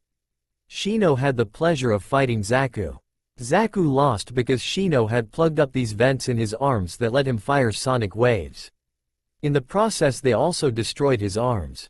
Kankuro went against a Rain Ninja who could dislocate his joints to make himself incredibly flexible. He cracked Kankuro's neck, but the one he cracked was a puppet. The real Kankuro was in the sack on his back. In the end the Rain Ninja had his neck broken. Then came the moment Naruto had been waiting for. It was his turn to fight and his opponent was Kiba. "Ha ha ha. All right," Kiba yelled. "Finally I can show everyone how weak he is, let's go Akamaru." He turned to his partner to see he was cowering. "What's wrong, boy?" "Bark, bark, yip. There's something strange about him." "Bark, yip. Whimper. What do you mean, you don't want to fight?" Naruto, who was in the ring already, yelled up, "You coming down, dog breath?" Kiba yelled back while trying to pry Orochimaru off a bar that he was clinging to with his teeth. Yeah, in a minute. 5 minutes and a few failed attempts later. Kiba had finally gotten into the ring, but he didn't have Orochimaru. The dog was sitting in the banister with his team. Sorry, someone didn't want to come down. He glared at his partner. You two ready? Zabuza asked. They both nodded. Begin. Kiba charged forward, his nails sharpened using his family's fighting style. Naruto just dodged it lazily. After a few misses, Kiba was starting to get annoyed. Stop running and fight like a man, he roared. Naruto just smirked, annoying Kiba even more. Naruto caught Kiba's claw and then the other one. What are you trying to prove? Naruto asked. Kiba grunted as he tried to wrestle out of Naruto's grip. I'm trying to prove that you're just a weakling. Hinata deserves better than you. She's mine and I plan on making her mine. Bad choice of words. Everyone in the room was glaring at Kiba, especially the girls. They were disgusted that he thought he of all people deserved her. Kiba suddenly had trouble breathing. Then he realized that Naruto was leaking killing intent on him. What did you say? Naruto growled in a demonic voice. He punched Kiba in the face. I thought Hinata made it clear earlier. She will never be yours. Between each word, Naruto slammed a powerful fist into Kiba's chest. After Naruto calmed down, he looked down at Kiba's wounded form. Give up, Kiba. Kiba just laughed despite the pain he was in. Huh, you just don't want me to get up and beat you. Naruto hung his head at the foolishness this kid showed. Fine then, Naruto said and leapt backwards and went through hand signs and extended his arms, his hands open. Silver, red and gold chakra started to mix together, forming a black orb in Naruto's opened hands. Black fire style. Chakra cannon. The blast shot forward and hit Kiba dead on. You could hear Kiba's screams of pain. The blast went straight through the wall. When the smoke cleared, everyone saw that Kiba was still alive, but had a lot of broken bones. Winner. Naruto Uzumaki. Naruto smirked and climbed up to the banister. He noticed the senseis were looking at him nervously and kids questioningly. The black chakra is from all the other chakra mixing together, he said simply. Everyone just shrugged. Meanwhile, Hinata went down to give Kiba, who had regained consciousness, some healing medicine. As she left, he grabbed Hinata's arm. Hinata, he groaned, if you go against that other sand ninja or your cousin drop out. Hinata just looked at him. I am not the weak little girl I once was, she said and turned away. As she did, Kiba tried to pull her down to kiss her, but she caught herself and gave him another Jukin strike to the crotch. As she left, she growled, he just never learns. Kurenai noticed this and so did Naruto. Both made a mental note to tell him mom. Whoa boy, was he gonna be in trouble. The next match was between Rock Lee and Gaara. The match started off with Lee attacking but getting blocked by Gaara's sand. After a little bit, Lee took off weights he had on his legs.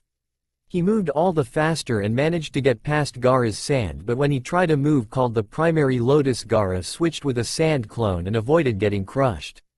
Lee started opening the chakra gates, parts of the body that hold great amounts of chakra.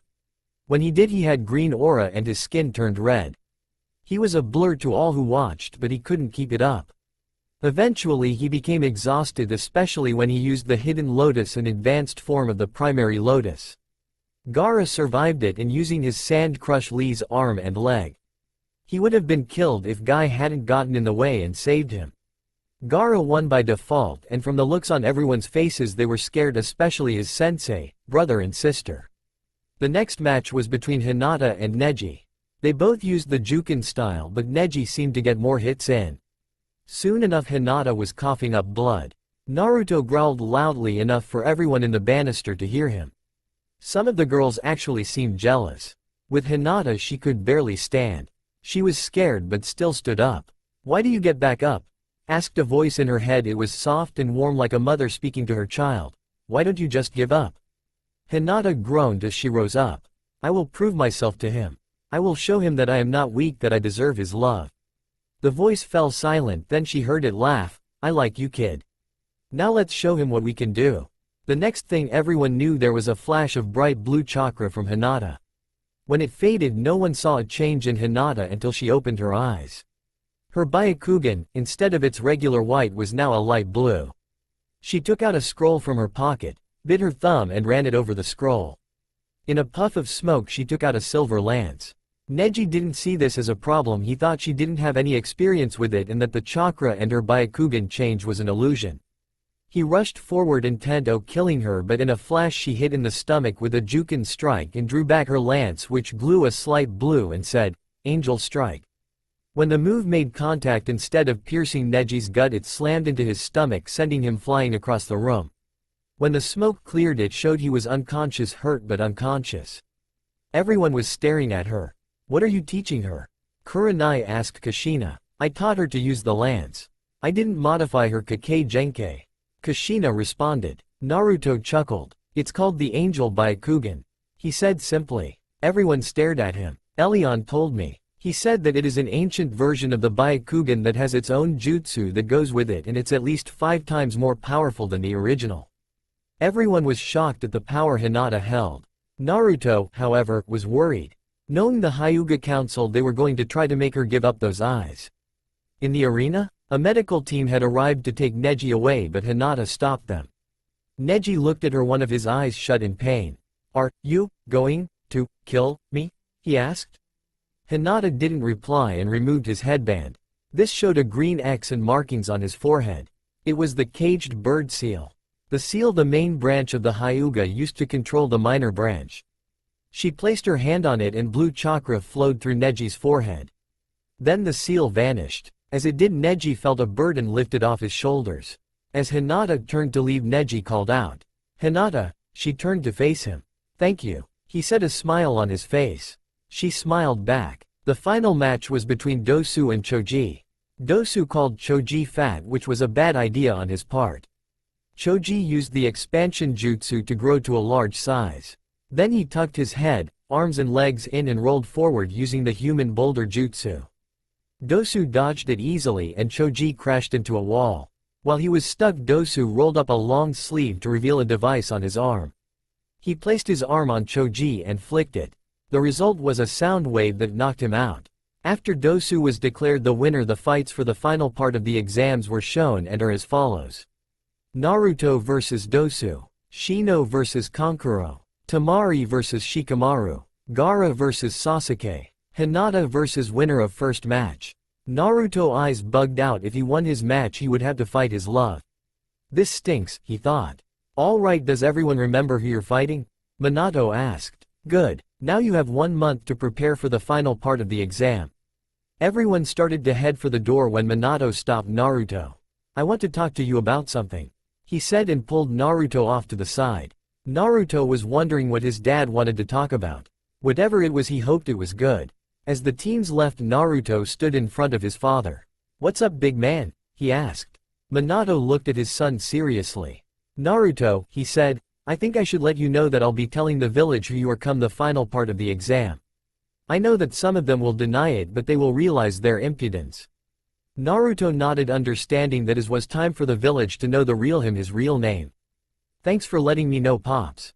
No, I have to go find Hinata and then start training for the finals. Naruto started to leave when he heard his father say, I thought you would say that. Naruto faced his dad. I know someone who can. He'll be at a waterfall on the other side of the village. Be there tomorrow at noon. Naruto nodded and took off. Minato grinned as his son left.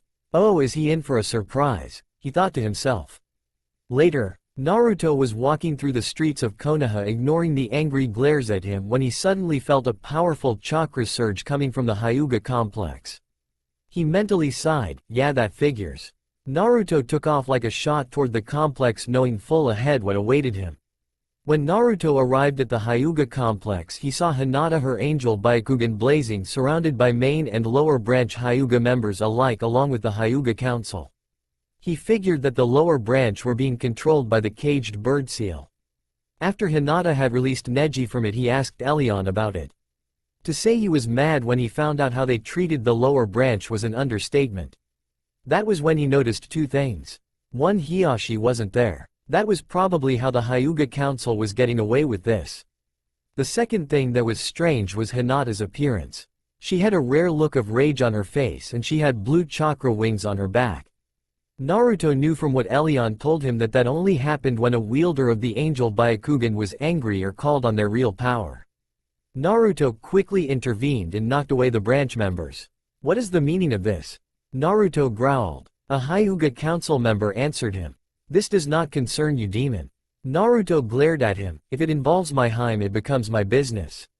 The Hyuga members were about to attack when Hinata sent out a wave of chakra. Then, to the surprise of the main branch, the lower branch turned on them. What's going on? Asked one of the council members. I released them from the caged bird seal. Hinata answered, a grin on her face. The council member growled, then you have betrayed your clan. Then a new voice said, no she hasn't. Everyone turned toward the voice to see Minato with Hiashi. An old councilman smiled, good you're here Hiashi. Now carve out your daughter's eyes so we can give them to someone worthy. Hiashi walked up to the man and backhanded him in the face. At that moment Anbu showed up. Minato faced the Hyuga Council. Hyuga Council, you are hereby under arrest for attacking a leaf ninja and for conspiring against the village. The Hyuga Council looked shocked. But we did no such thing, said council member nervously. Minato took out a contract and handed it to Hiashi, who read it. As he did, he grew angry. This is a document stating that the Kumo ninja were allowed to take Hinata. You are going to let them take my daughter to their village to give them the Byakugan? A councilman looked at Hiashi. That is the only use your daughter will ever have. She is weak, useless, and a demon whore. As soon as that word left his mouth, Naruto drove a sword through his heart. Minato looked at his son and then at the Anbu. Take these traitors to the prison in chakra cuffs and tell Ibiki and Anko that they are allowed to play with them. As the Hyuga Council was taken away, Hinata returned to her normal state and hugged Naruto tight. So what was that about me being your hime? Naruto blushed slightly. Well Hinata didn't let Naruto finish. She leaned in and kissed him right on the lips. Naruto wrapped his arms around her waist and kissed her back. A slight cough broke them apart. Minato was grinning at his son. You can suck face later, you two. Right now I think Hinata needs to work on her angel Byakugan techniques. Hiashi nodded and presented a scroll with angel written in kanji. Well, at least we don't have to worry about those pains in the neck, Naruto said, smiling. Yeah, Hinata said, but we still have to deal with the mongrel. Naruto grinned again and took her into his arms. Don't worry about that, I think he'll learn his lesson. Hinata looked at Naruto curiously. I went to his mom with a file in the Hokage's office. Meanwhile with Kiba. Kiba had just entered the Inuzuka complex when he was seized. He was about to call out when he realized that he was being attacked by his own clansmen. He was brutally dragged to a chamber where his mother and sister were waiting. What the heck is going on? Kiba asked, a scowl on his face. Sume just walked right up to him and slapped him across the face. You little runt, she growled. Kiba was wondering what she was so mad about, and then he noticed the file in her hand. Oh no, he thought. Sume lifted him up by the collar of his jacket. I can't believe that I ever considered you for clan heir. I thought you were better than this. She dropped him on his butt. Come on mom, he said, scared. I was just trying to ensure that Hinata would be my woman. Hana got in his face this time. By trying to force yourself on her? Kiba actually grinned. Yeah. The only way to ensure dominance is to make it clear that you call the shots. This got him a punch in the face from Hana. Sume lifted him up again. You don't just rape women, Kiba.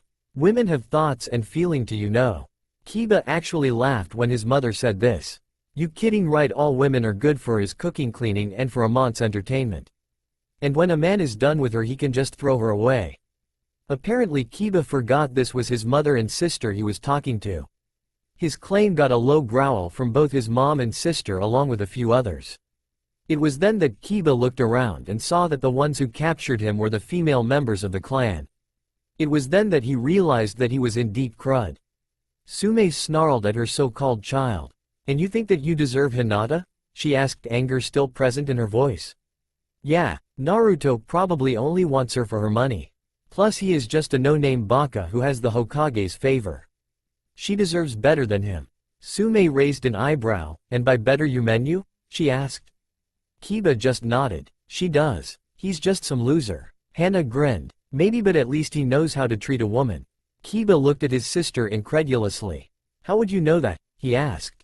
Hana smiled again. I'm going to marry him, and so are Hinata, Ten, Ino, and Hanabi. Kiba's jaw practically hit the floor. What? He yelled. You heard her, Sume said with a smirk on her face. She's marrying Naruto along with a bunch of the other girls. Kiba was shocked. That Dobi was going to get a harem. Had Kami forsaken him? Sume looked at her son. Now onto your punishment. Kiba paled. He knew his mom was very strict and vicious when it came to punishments.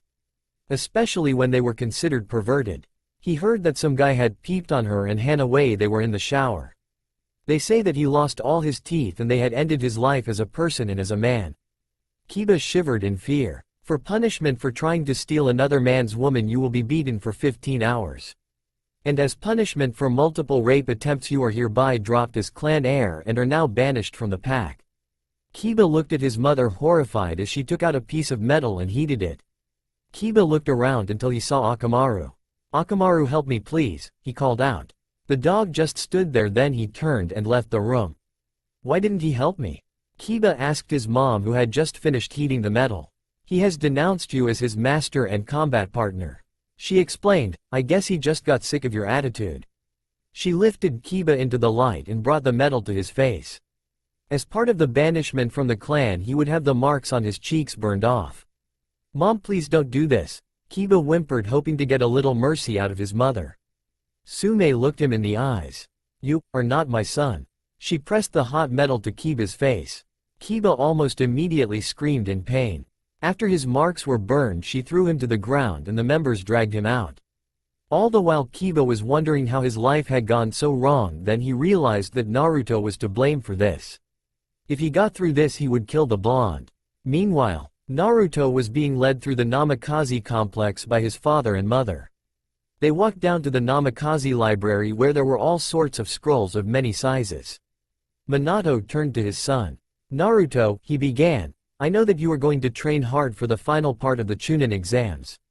Naruto nodded at his dad.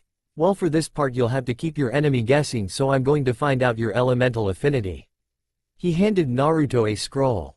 When you touch this scroll it will show us your affinity. When Naruto touched it all of their eyes nearly popped out of their heads. A portion of the scroll turned wet, another burst into flame, one became electrified, another seemed to turn to wind, another shone brightly and another went black as pitch. What the heck? Naruto asked. Kushina smiled brightly, it seems he has it too. Minato nodded. Kushina turned to her son. You have the elemental rose. It's an ability few Uzumaki have. It allows them to control all of the elements. She explained. Naruto grinned at that. It seemed like every day he grew stronger.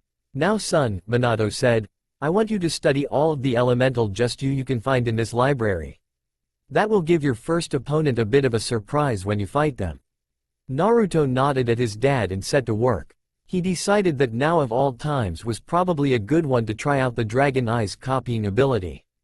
He activated it and was shocked to see the way to perform the jutsu was played out before his eyes like a video. Then it was easily put into his memory. Naruto studied all kind of jutsu from all kinds of elemental styles. He couldn't wait until he could get the chance to use some of them. Sasuke was going to be so mad when he found out Naruto could do a bunch of techniques that he couldn't. It took a few hours, but Naruto had learned a vast array of techniques in his arsenal. Also after a few hours he had fell asleep. As Naruto slept he didn't feel the presence of another person in the library. He didn't hear them sneak up on him or when the figure stood behind him. The figure raised a kunai knife and then brought it down on Naruto's skull. At the last second a second kunai flew out and smacked the one out the assailant's hand. The man wore a dog mask over his face and had something over his head to hide his hair. They followed the direction of the thrown kunai to see Minato standing in the door. Minato scowled and charged at the assailant and tackled him, sending him through the wall of the building. The sound of that woke Naruto up straight away. Naruto ran through the newly formed hole to see his dad fighting off some guy in a mask. Minato was easily holding his own, but the intruder got the drop on him and hit him with a smoke bomb. The man tried to run but ran right into Kushina, who kicked him in the place where the sun don't shine. While the man was doubled over in pain, Minato came through the smoke and lifted the guy off the ground and slammed his skull into the floor. Naruto chose that moment to show up and went through hand signs, wind style, air prison. The wind seemed to flow towards the man and then trapped him in a tornado. Minato crossed his arms. Good work my boy, he said, praising his son. Now let's find out who this is. Minato reached for the mask and ripped it off, revealing a face that shocked him. Kakashi? Kakashi looked at his former sensei and then at Naruto. Contempt was obvious in his one-seen eye. Why? Minato asked. I thought you didn't have any contempt toward him. Kakashi just shook his head. That boy should have died a long time ago, Kakashi said coldly. I probably should have checked the river to make sure he was dead. Minato glared at Kakashi. You told me you were paid by a member of the council.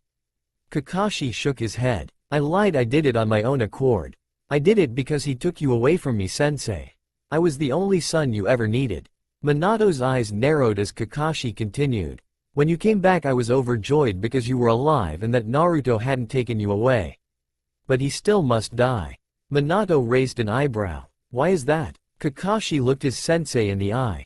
He has been keeping Sasuke from reaching his full potential. When we first started teams he always held the team back, and now he has a power that rightfully belongs to the Uchiha. I've seen what he can do. He has grown too powerful. How long before he turns that power against us? How long? That is why we must kill him. You can redeem yourself and slay him. Minato looked at Kakashi, then at Naruto, and nodded. The air prison vanished and Minato lifted Kakashi up and looked him in the eye. I will tell you this once, Kakashi, stay away from my son, he said threateningly. Kakashi looked at Minato as if he was insane. The demon has fooled you, sensei. That thing is not your son. There is no way he can be. Crash. Minato had had enough of this and slammed his foot into Kakashi's chest. At that moment Anbu had arrived. Anbu, Minato ordered, take this filth away. He is to have his chakras sealed and to have any knowledge of jutsu wiped from his memory. Then take him to Ibiki. It's time he knew the error of what he has done. As Kakashi was dragged away he yelled, you're making a mistake. That thing deserves to die. If I don't do it then Sasuke will. I've taught him everything I know. You won't stand a chance against him. Those were his final words as he was dragged away. Minato shook his head in disgrace. I can't believe he was ever my student. He thought aloud. He turned to Naruto. Son, I suggest you get some sleep. You have to meet your trainer tomorrow. Naruto yawned then nodded at his father. Night mom, night dad, he said as he walked up to bed. Later in the master bedroom, Minato sat in his bed staring at the wall, a look of anger on his face. Honey? He heard his wife ask. Minato sighed. I'm sorry sweetie, I just can't believe it. I forgave him for trying to kill my son and so did he. And in return he tries to kill him again. Kushina wrapped her arms around her husband. I know, she said, sorrow in her voice, but at least we know that he will be safe here and that Kakashi will get his punishment. Minato smiled. Kushina always knew how to cheer him up. He took his wife into his arms. You always did know how to cheer me up. The two kissed, then they lay down to sleep. The following morning, Naruto woke up to the smell of cooking food. He ran down from his room and found his mother cooking breakfast. Naruto sat down and ate like nuts. After a few hours he set out for the spot in the forest his dad had told him. He found the waterfall in the middle of the woods to the east of the training field. He was waiting around for him when he felt a hand on his shoulder.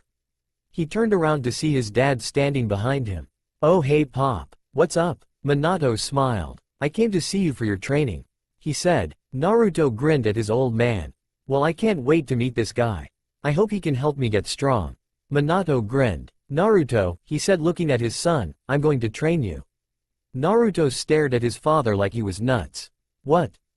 You heard me Naruto, Minato said grinning at the look of shock on his son's face. I'm going to be your sensei for the last part of the Chunin exams.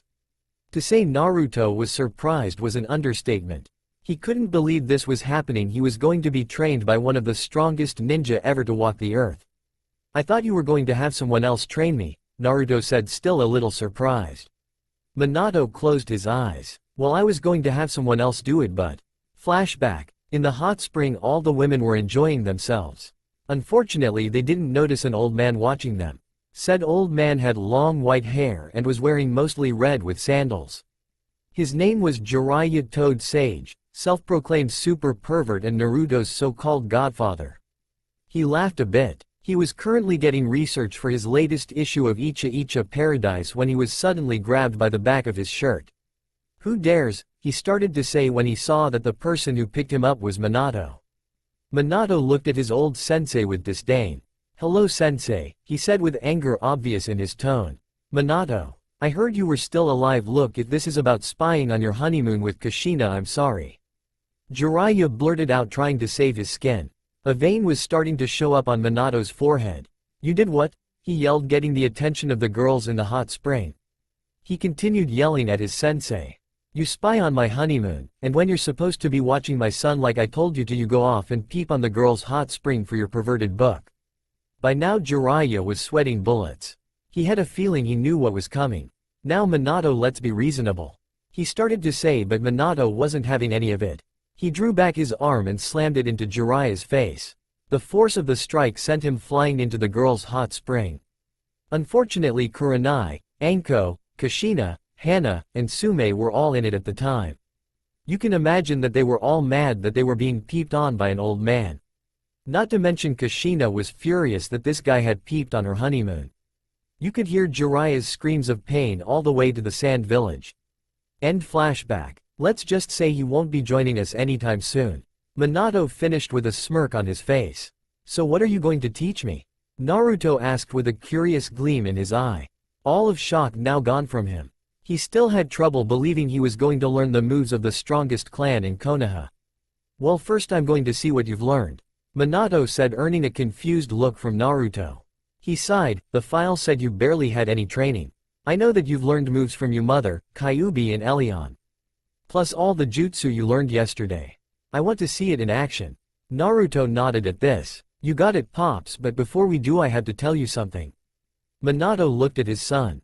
"I have dojutsus." Minato's jaw nearly hit the floor. His son had dojutsus. "Well, what are they?" he asked. "Well, first there's this one."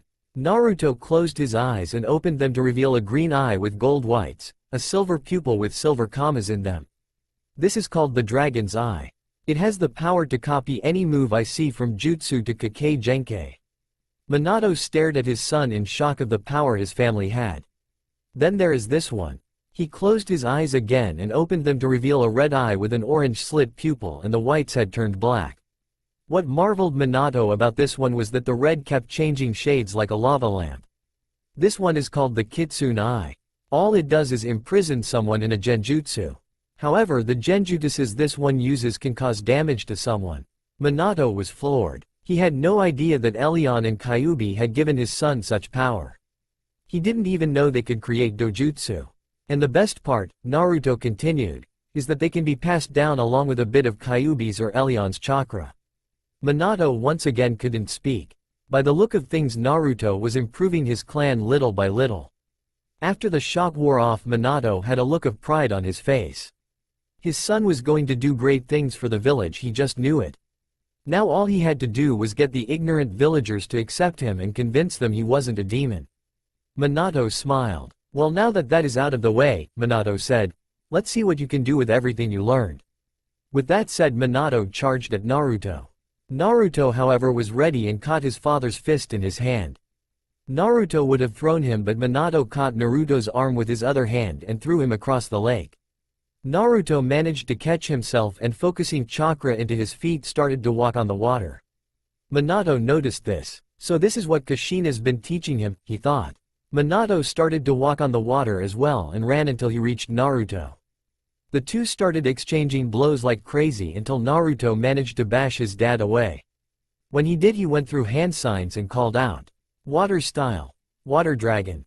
A dragon made completely out of water rose from the lake and attacked Minato, roaring. Minato dodged the attack, but it kept coming. Minato in response went through hand signs himself and yelled, "Fire style. Dragon fire."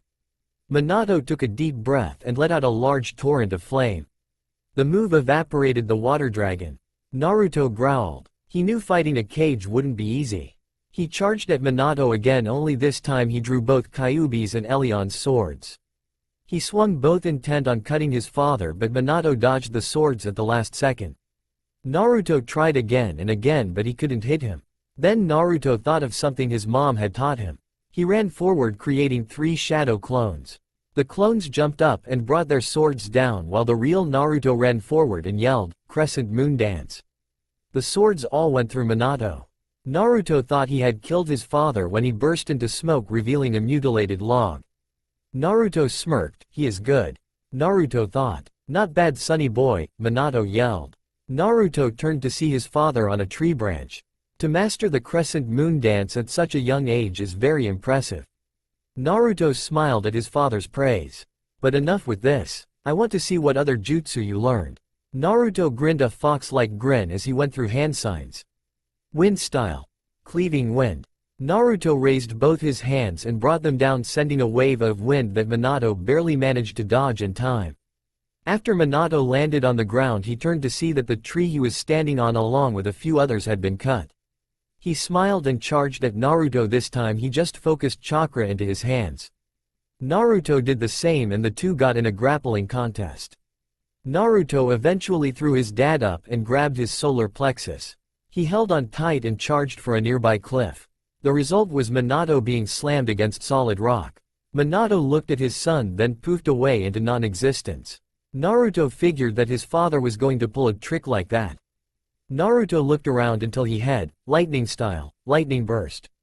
Naruto only dodged seconds before a bolt of lightning struck the ground tight where he had been standing. Naruto had to find a way to find his dad and fast before he was struck with lightning again or worse. Kit. He heard Kyuubi yell in his head, use my chakra, you can use it to increase your senses and find your old man. Plus it'll give you a power boost. And for extra, combine it with one of your jutsu. Naruto took the fox's advice and started to bring out its chakra. Naruto started to glow red and then a twister of red chakra flew out of Naruto's body. Meanwhile, Minato was watching from a tree he was hiding in. He had no idea that his son would be able to call on one of those beasts' chakra. Then the chakra concentrated on Naruto. When it settled, Naruto was coded in it. Naruto's hands had chakra claws and he had 9 chakra tails that looked like a fox's on his lower back and 2 chakra fox-like ears. His eyes had also turned red with a red slit. Naruto sniffed the air as he smelt around for his father. When he found him, he went through hand signs and yelled, Kitsune, fire style, burning fox grenades. Then Naruto blew out 4 fireballs that formed foxes that ran for his father's location. Minato saw it coming and decided to dodge one that was coming right at him. But to his surprise, as soon as it did, it exploded in a burst of fire and chakra. Minato was flown back until another one of the foxes showed up and exploded too. It repeated with the other 2. Minato got up, not believing he had fallen for that little trick. His kid said, grenades, for Pete's sake, he should have seen the explosions coming. As he was still thinking, Naruto showed up and slammed his fist into Minato's gut. Naruto then reappeared behind him in a second and slammed his foot into his chest, sending Minato to the ground. Naruto looked at his downed father and to his surprise Minato raised his hand and said, I submit. Kyuubi's chakra wore off and Naruto returned to normal. I didn't hurt you too much, did I, Pops? He asked, concerned for his father. To his surprise, Minato got up fairly easy. Huh? He laughed, it takes more than that to take a Namikaze down. Naruto smiled and Minato looked at him directly. Naruto, I'm impressed with how powerful you've become, but you still need a little more. For the first part of your training, I'm going to increase your strength and speed. Minato started to search for something when Naruto started to think about something. Hey Dad, Naruto asked as his father continued to search, I was wondering. Those 2 jutsu I used were supposed to drain my chakra and I still had more to go. Why is that? Minato stopped looking and rose up. You got some of me and your mother, it seems, he said, making Naruto raise an eyebrow. It's a Namikaze ability called the God's Heart. It's a special ability that gives whoever has it nearly unlimited stamina and an unimaginable amount of chakra. Naruto stared at his father. So how much chakra do I have because of it? Naruto asked, obviously interested. Probably enough to take on 6 cages, win, and still have enough energy to spare. Naruto's jaw hit the floor when he heard this. He had that much chakra? Man, his life just seemed to keep getting better and better. Minato went back to searching until he found what he was looking for. Naruto looked at what his father had found. A set of arm and leg weights. For the first part of your training, you are to wear these every hour of the day until you can move at your regular speed with them on. Once you get used to them, you will be able to move at your highest speed with them on, and with them off you will be even faster. He handed them to Naruto, who was surprised to find that they were incredibly heavy. He looked at the weight indication on each one and found that they each weighed 400 pounds each. Naruto looked at his father, who had a completely serious look on his face. He put them on and let them weigh him down. Minato smirked at his kid. Now that you have them on, give me 200 push-ups. Naruto looked at his father like he was crazy, but he knew better than to talk back to someone who could beat him into the floor, so he got on the ground and started doing his push-ups. After a few long agonizingly painful minutes and 200 push-ups, Naruto collapsed. Minato shook his head and said, "Too easy. 200 more." Naruto bit his tongue to keep himself from saying something he would regret in the end and started up again. The rest of the training for the day went like that. 300 sit-ups, 50 laps around the village, and kicking and punching an iron post 400 times. Naruto was starting to wonder if he would even survive the month of training with his father. Eventually the day was over and Naruto, with the weights still on, went home. On a positive note, all of the working out had made it easier to walk around with an extra 1,600 pounds. When Naruto got home, he went to bed and he was asleep before he even hit the pillow. The training lasted for a few more weeks. By this point Naruto could move at a speed that made Guy look like a turtle with the weights on. With them off, he was practically invisible to anyone who looked. Plus all the lifting all that weight had made him stronger. Now he had strength that could rival Tsunade of the Sannin. The working out had also made his muscles grow. He had more of an athletic build now, but more than likely the girls would drool if he ever took his shirt off. But other than that, it was now time for the second part of the Namikaze training. "All right Naruto," Minato said, looking at his student, "today I'm going to teach you one of the Namikaze clan's most prestigious techniques, the body flicker." Naruto was wondering what the technique was when Minato suddenly disappeared in a flash of gold. "Whoa, cool," Naruto yelled. Minato appeared in front of Naruto again and looked him in the eye. The body flicker is a technique you can only use if you have a certain ability. Minato focused chakra in his eyes. When he opened them, his eyes were completely white except for a pupil, and the veins were blue and had an electric glow to them. With the Seikaigen, he explained, you can take a mental picture of a certain area and then you can appear in that spot. Now you try. Naruto focused chakra into his eyes and activated his Seikaigen. Naruto looked around until he found a spot where he could try to teleport. He focused on that spot until he had a mental picture in his mind. Then he thought about being in that place, and then in a flash of gold he was there. Naruto looked around and saw his dad beaming at him in pride.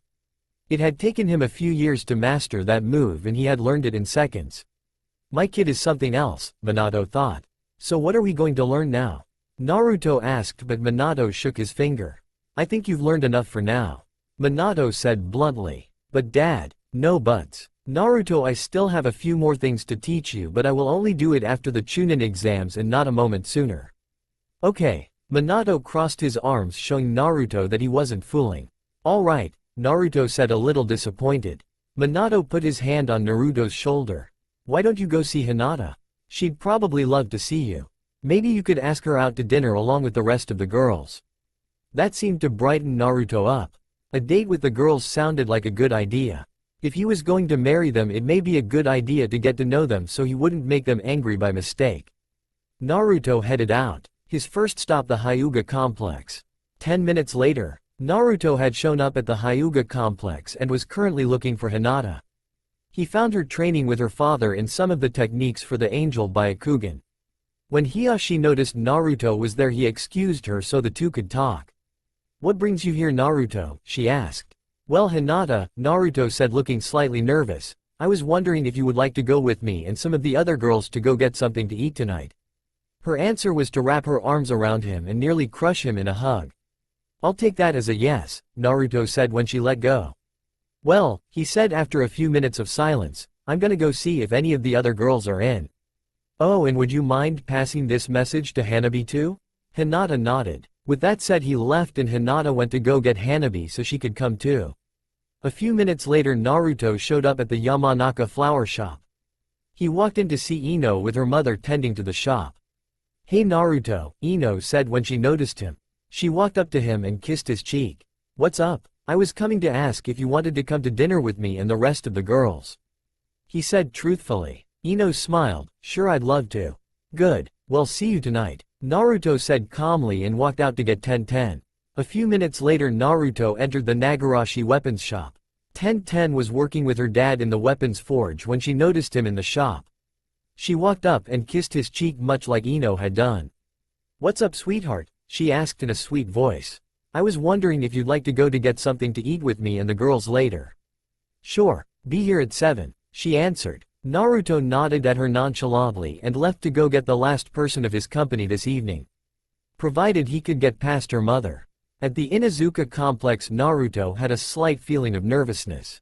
He knew how protective Sume was of her daughter. When he entered, he was almost picked up and thrown up against the wall by Sume. When she saw it was Naruto, she put him down. What do you want? Sume asked, trying not to sound threatening so she wouldn't scare of her daughter's future husband.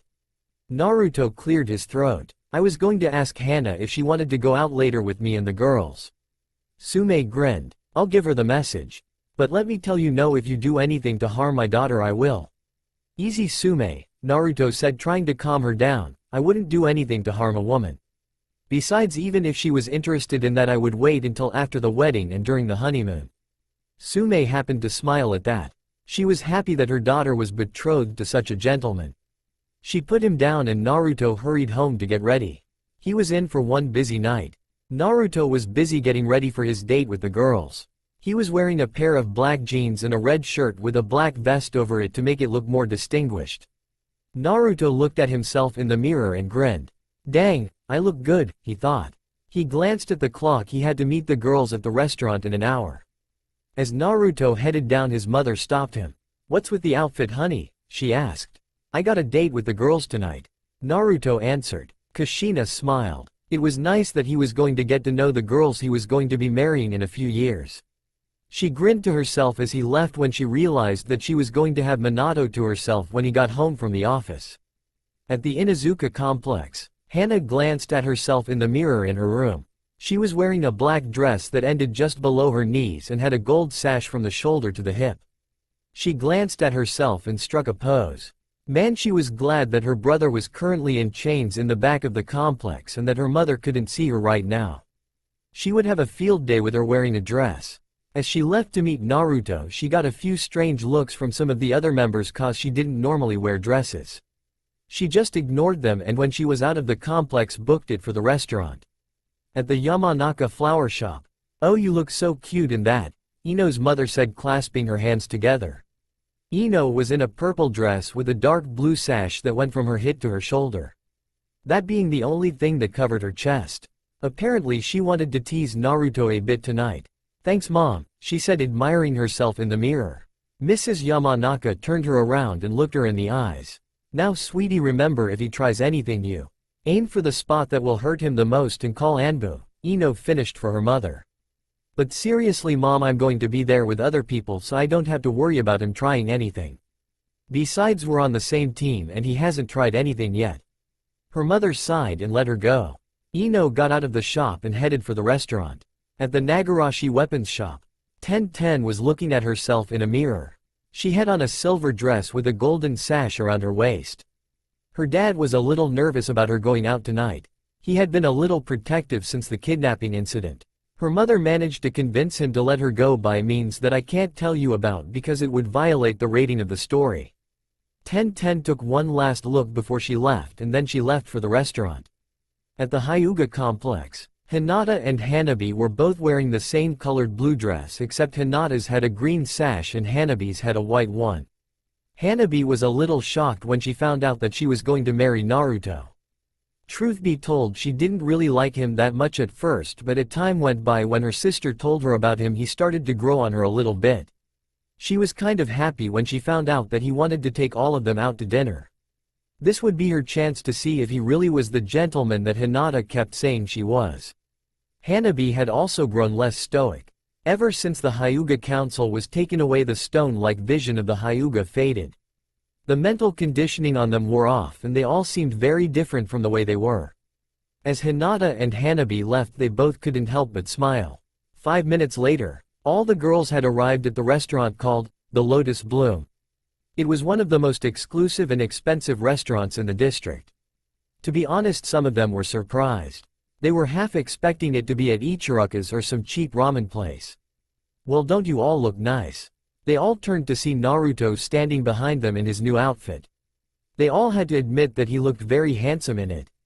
He was actually the spitting image of his father when he was young. How the villagers didn't notice the resemblance was a mystery. "Shall we?" Naruto asked after he took in the looks of the girls and they took in his look. As they walked in they were stopped by a waiter. "Can I help you?" he asked. "Table for 5 please. It should be under Namikaze," Naruto said. The waiter checked his clipboard and led them to their table. As they waited for someone to take their order, Han had to ask. "All right, how did you get us into this place? You have to place a reservation months ahead." Naruto grinned a fox-like grin that almost all of them found cute by now. "I have my sources," he said mysteriously. When the waiter came they placed their orders and got right down to talking. The Hyuga clan had found an old scroll containing a fighting style that Hinata's mother Hana had developed. Apparently when she developed it the Hyuga council had it banned because it went against how the males did things. Sexism at its finest, people. At its finest. "Hey Hinata," Hana said while they were waiting for their food. "Yeah?" Hinata asked. Hana sighed and hung her head. "I'm sorry for what my brother tried to do to you at the academy." Hinata hung her head slightly and Ino and Ten looked at her curiously. "What happened?" Ino asked, wanting to be in on what was going on. Hana growled. "He tried to rape her at least 4 times while they were at the academy." The reactions were for almost all the girls' jaws to drop and for Naruto to let out a low growl. The girls were completely appalled. They knew Kiba had wanted Hinata for his mate but they didn't know he would take it that far. "Why didn't you tell anyone, Hinata?" Ten asked her friend. Hinata frowned. "I didn't tell anyone because Anbu always showed up to stop him. I didn't tell anyone because back then the Hyuga council probably would have tried to make me marry him or they would have just called me a slut." She started to cry at the end and Naruto wrapped an arm around and whispered sweet nothings into her ear. "So what happened to Kiba when his mom found out?"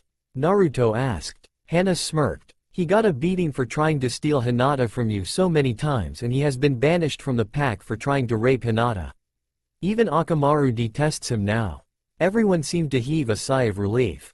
They were a little unsettled that Kiba had been shunned by his family like that but they were glad that he had finally gotten what he had deserved. They just hoped he was alive because they heard that banishment from an Inuzuka pack was incredibly painful. When their orders came they all ate well. When the bill came though the girls were in for a real shocker. 5 million yen? Hana gasped when she saw the bill for the food. They knew this place was expensive but this was ridiculous. Naruto let out mental growl. He focused some of Elion's chakra and summoned a small green dragon. "Go," Naruto ordered mentally, "get the manager of the restaurant. He should be in an office in the back." The small dragon nodded its heads and ran across the floor unseen by anyone to get the manager. No more than a few minutes later did a hefty man in a tux come out with a serious expression on his face. He approached the table where Naruto was. He was about to say something when Naruto made a motion for him to be quiet without the waiter knowing. "So," Naruto said to the waiter who was grinning, "what is with this ridiculous price?" "It's demon tax," the waiter answered. "A tax on the food for a demon and his demon whores." The girls all seemed surprised at what the man had said. They were wondering why this guy was calling Naruto a demon and why they had called them whores. To be Hones, it actually pissed them off and they weren't the only ones. The manager's serious expression had turned angry the instant the waiter said that. "Demon tax, huh?" the manager asked, making his presence known. The waiter turned around shocked to see the manager. "Mr. Setsumaki," the waiter said, obviously nervous, "I was just giving the bill to the customers." "I know what you were doing," the Mr. Setsumaki said sternly. "You were overpricing this young man and his lady friends here. Empty your locker, turn in your name tag and have your letter of resignation on my desk in the morning. You're fired." "But sir, I was only..." "Now," the manager growled, trying to keep his voice down so he wouldn't make a scene in his own restaurant. The waiter left with a glare at Naruto. The manager faced the group. "I'm sorry for the inconvenience, sir. Your meal is free of charge tonight." "Thanks, Tetsuro," Naruto said, smiling. The fact that Naruto knew the manager shocked some of the girls. As they left, Ten looked at Naruto. "So that's how you got us in," she said, smiling. Naruto just shrugged. "I helped his daughter out a few months ago. He owed me, so when I suggested that he let me and you girls eat here he jumped at the chance to repay me." "By the way," Hana said, "what was with that whole demon thing?" Everyone looked at each other nervously. Hana didn't know about the Kyuubi being sealed inside Naruto. Naruto looked her in the eye. "It's a long story," he said, But my dad will explain everything after the Chunin exams. Hana nodded, then she noticed where they were. Oh, no way, she yelled suddenly. The girls looked at her and then they noticed that they were near a dance club. Naruto formed a shadow clone for each girl. They all go in and got down. After a few hours it was me to leave and Naruto and the girls were leaving when. Well, look who's here, said an unbearably familiar voice. They all groaned as they turned to see Sasuke along with Sakura, who was glaring at them. What do you want, Teme? Naruto asked, obviously not in the mood for this guy. You can't talk to Sasuke like that. Sakura screeched. She probably would have continued yelling, but she was cut off by a small amount of killing intent being given off by the girls. What are you doing with my women, Dobi? Sasuke asked in a superior tone. If you must know, Tenten said, we're on a date. Sasuke hmphed. Like anyone would want this loser. You know you want to be with a prodigy and a real man. To everyone's shock and Sakura and Sasuke's annoyance, Hanabi burst out laughing. When she finally stopped, she wiped a tear from her eye. I'm sorry, she said after a few minutes of catching her breath. It's just that this guy saying he is a man is actually kind of funny when you think about it. The girls and Naruto all seemed to think for a minute and then they started laughing too. Sasuke was seething. Stop laughing, he yelled. Naruto composed himself. Look, Teme, he said, why don't you go with your blind little stooge over there and leave us in peace, or I could just throw you out of the way. Sasuke actually laughed. Yeah, Dobi. Like you could. I finally figured out how you got all that power. It was all in those swords that you carry around with you. Without them you're powerless against me. It was then when the girls noticed that Naruto didn't have any weapons on him. He didn't have his weapons pouch or the swords that he usually had with him. Sasuke charged at him with the intent to beat him into the ground, but Naruto caught his fist with only 2 fingers and knocked him back with a backhand. Naruto went through a few hand signs and yelled, Dragon style, Dragon claws. Silver chakras swirled around Naruto's arms and formed large claws. Sasuke was shocked. He had expected Naruto to be powerless without those swords, but he was strong and he could still use that silver chakra.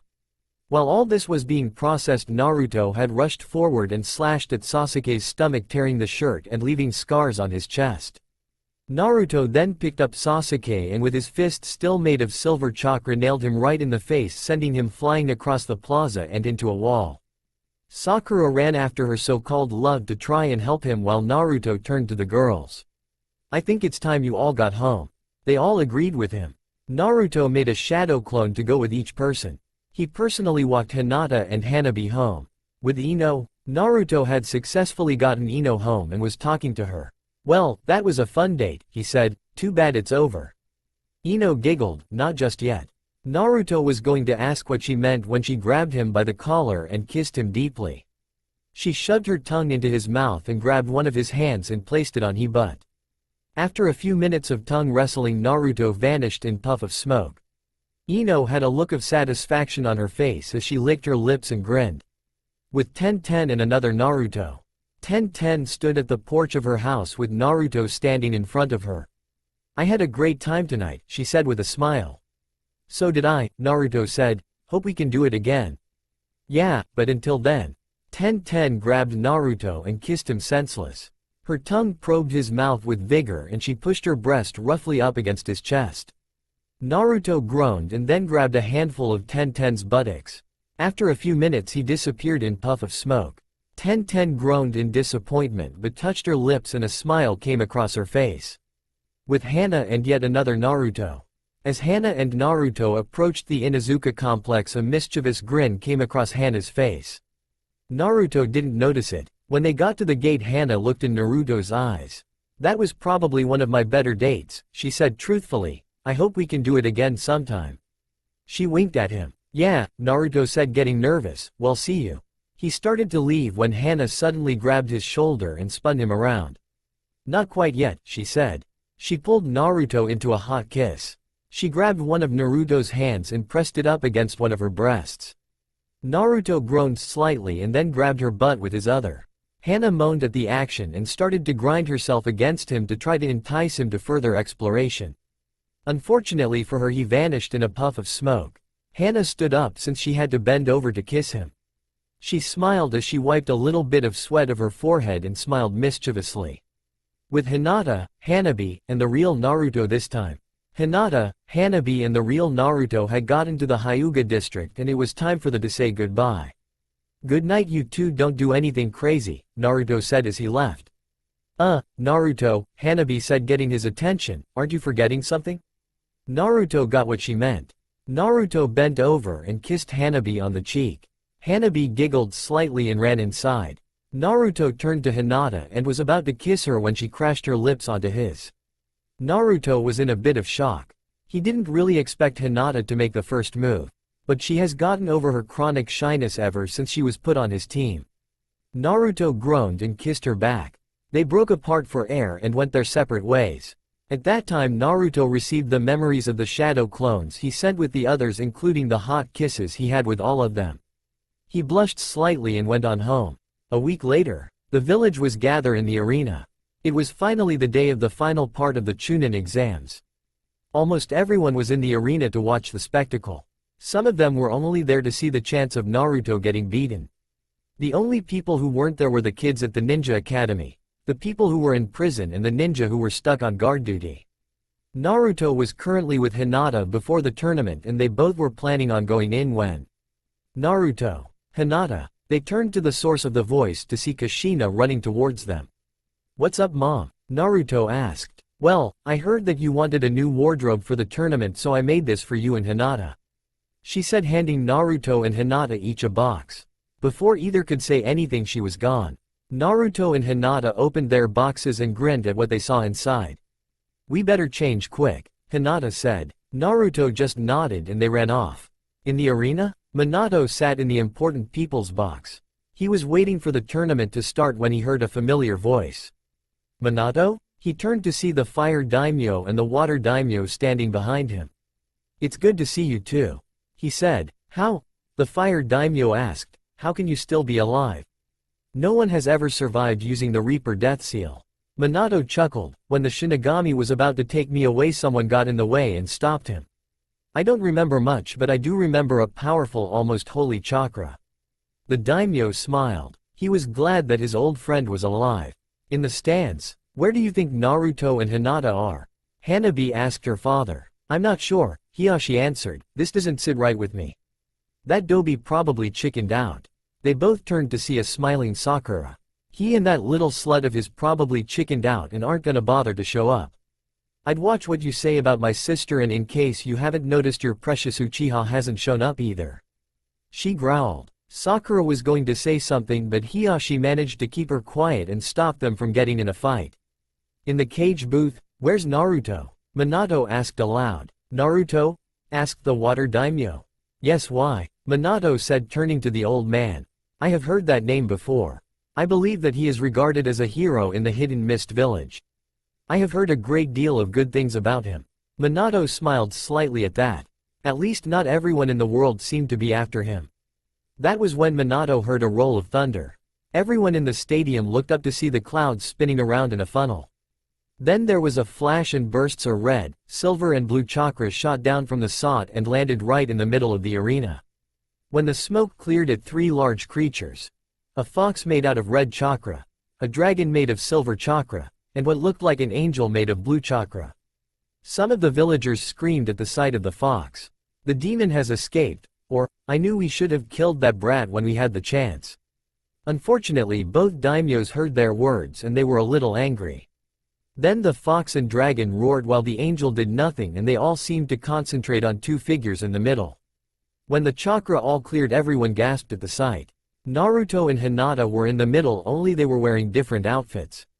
Naruto had on a red shirt and black jeans. The shirt was tight so that you could see his developing chest muscles. He had the 2 swords on his back as usual, but he had on white trench coat much like his father's, only his had Knights of Konoha written in kanji on the back, and it had red and silver flames on it.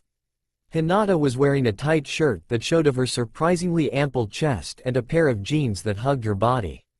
Both were blue, and she wore a small tan-colored jacket that had Angel of the Hyuga clan written in kanji on the back.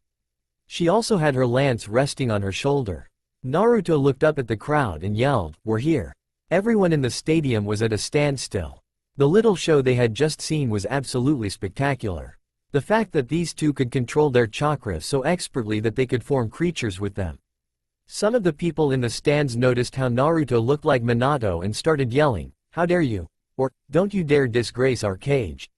Silence. Minato roared as he heard these things. "What is wrong with these people?" asked the fire daimyo. The water daimyo was also wondering why they all hated this child so much for a new appearance. Minato hung his head in shame. "When I sealed the Kyuubi away," he started, "I expected the village to see Naruto as a hero. Instead they did things to him that should not be done to such a young child. He was beaten, stabbed, and raped among other things." The daimyos looked at each other, then at Minato, and scowls crossed their lips. They had heard great things about this village. Apparently this village wasn't worth anything they had been told. Minato continued, "After the sealing, Sarutobi put a law that said that anyone who mentioned the Kyuubi would be met with death. Unfortunately, the civilian council kept finding ways around to hurt him. On a plus side, the ninja clans tried to adopt him, but all of them were overruled. This seemed to make the daimyos even angrier. They had done these things to a child and they had stopped him from knowing the comfort of a family." Minato filled them in on what had happened since he had come back. They were glad to hear that the root division was taken care of, but upset that they still had Sasuke being a spoiled brat. Meanwhile in the arena, Naruto and Hinata approached the other contestants who were participating in the tournament. Naruto noticed that Dosu wasn't there and neither was Sasuke. He guessed that Sasuke was probably expecting to get special treatment and was going to show up late. Then Haku, who was the referee for the tournament, stepped up. "All right," she started, "due to some mix-ups there are a few changes in the tournament plan. The Hokage will announce the rounds because things are going to get confusing." Naruto grinned slightly. He was glad that he would probably not going to have to fight Hinata. "All right," Minato said, speaking into a microphone. "The first round will be between Hinata Hyuga and Ino Yamanaka. If that is not your name, get out of the fighting arena. If that is your name, don't go anywhere." The other fighters left, leaving Hinata and Ino facing each other. "May the best woman win," Ino said, holding out her hand. "Yeah," Hinata said as she shook it. "Ready?" Minato asked. "Begin." Ino started first and rushed forward. She drew back her arm to punch, but Hinata brought up her lance and she hit that instead. Ino jumped back, clutching her hand in pain. She tried again, but this time she jumped up and brought her heel down. Hinata just sidestepped it and slammed her knee into Ino's gut. Ino went back a little ways. She recovered quickly and went through hand signs. Mind transfer jutsu. Hinata knew she was trying to get at her mind since she couldn't harm her body. Hinata knew she would get her to say she forfeit the match. She couldn't stop her from taking her mind. Once in Hinata's body, Ino tried to get her to give up but was surprised when Hinata fought her control hard enough to actually get out of it. When Ino got up, she found Hinata waiting for her to get up. Hinata went through hand signs and yelled, "Star Lightning Rain." Hinata lifted her hand and seemed to draw a star in the air out of chakra. She took her lance and thrust it into the star, sending beams of light at Ino. Ino closed her eyes and waited for the pain to come, but to her surprise she felt nothing. She opened her eyes to see that the lights had stopped just a few centimeters before her body. Minato saw that if Ino moved, then she would probably cause the lights to shoot forward and turn her into Swiss cheese, so he called out, "Winner! Hinata Hyuga." Naruto cheered silently up in the booth where the other fighters were. Shino had a small smile hidden behind his collar. All the others were staring at the power that this village had. If Sasuke, he probably would have been jealous. Hinata made her way up to the booth, just in time for Minato to call out the next match. The next match is Gaara versus Sasuke. Gaara was down in the arena in an instant, but Sasuke couldn't be seen anywhere. Stupid runt, Minato thought. He stood up and yelled into the mic, "If Sasuke Uchiha isn't here in 20 minutes, he is disqualified." Now then, on to the next match, Temari versus Shikamaru. Temari jumped down from the booth and floated down on her fan. Shikamaru didn't really do anything.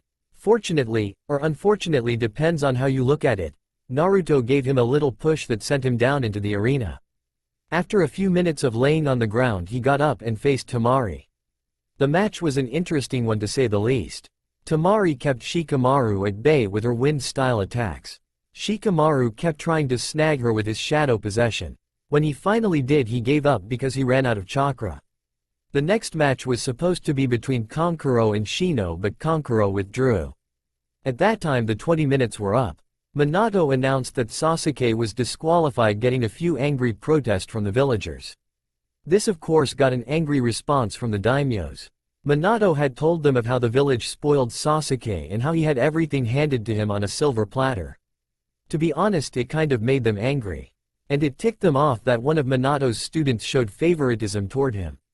Now with Sasuke disqualified, Minato said after calming the crowd down, the next match is Naruto vs Gaara.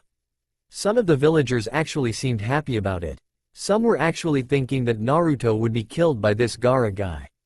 Naruto and Gaara faced each other in the ring. It was at that moment that in a swirl of leaves Sasuke showed up. "Am I late?" he asked, expecting some special treatment. "You're already disqualified for being late, moron," Naruto said with distaste. "What?" Sasuke yelled. He was appalled that he wouldn't get a chance to fight in the tournament. "You were disqualified for being late," Gaara said, getting impatient. He wanted to start the fight. "Now get out before Anbu called in." Sasuke growled, "No, I won't believe that this loser is fighting you. You are my opponent." Minato had had enough of this and jumped into the arena. "Get out now or I'll throw you out," he growled. Sasuke just growled at Naruto and charged at him, firing up a Chidori. Naruto however saw this coming and grabbed it before it could even make contact. Naruto summoned Elion's chakra and hit Sasuke in the chin with an uppercut, sending him flying. Minato looked at where the brat had flown, took out a radio. "Will Anbu please get Sasuke Uchiha and take him to the hospital?" Minato didn't get to be caged by being cruel. He walked up to Haku and whispered something into her ear. She smiled at something and laughed a little bit. When Minato got to his booth, he picked up the mic and spoke. "Before we start the match, I have an announcement." Everyone listened to him. "As you all know, the Namikaze clan has almost been extinguished except for me. But there is something you don't know. Before my alleged death, my wife Kushina gave birth to a child. Someone to inherit the Namikaze clan secrets and our power. His name," he paused so everyone would get tense listening, "Naruto Namikaze." The reaction from the crowd was for them to cry out in outrage. Some yelled, "There's no way," or, "He can't be his son. He's a demon. You're all disgraceful fools," Naruto roared. Everyone was quiet at Naruto's outburst. Naruto faced Gaara. "You ready, Sandboy?" Gaara grinned viciously. "Yes, I am Namikaze." "Begin," Minato yelled. The cork on Gaara's gourd shot off and sand flowed out. The sand rushed toward Naruto, but at the last second Naruto vanished in a flash of gold. Naruto was able to use the body flicker because he had come to the arena a few nights ago and snapped a few shots of the place. He also put a few seals on the stands. Gaara looked around until he saw Naruto coming at him, swords drawn. The sand blocked Naruto's attack. Gaara chuckled, "You're not fast enough." Naruto chuckled this time, who said. Naruto vanished in a blur. A few seconds later Gaara was hit by something. It happened again and again and again. Naruto appeared in front of a downed Gaara. In the stands Lee and Guy watched in shock. It took Lee years to get that fast and Naruto had done it in just a month. To say they were jealous was an understatement. Gaara was starting to get annoyed. Naruto tried to move again but realized he couldn't. He looked down to see sand had wrapped around his ankles. Gaara brought out some more sand to crush him. Naruto had to think fast, then he got an idea. He closed his eyes. Gaara thought it was so he wouldn't see it coming. Gaara brought his sand down only to have it blocked by a wall of sand. Gaara looked at Naruto to see that Naruto had activated his Dragon Eye ability. Gaara stared at them in wonder. "What is that?" he asked. "It's called the Dragon's Eye," Naruto explained. "It allows me to copy any technique I see, including Kekkei Genkai." Gaara grinned. This opponent was stronger than he seemed.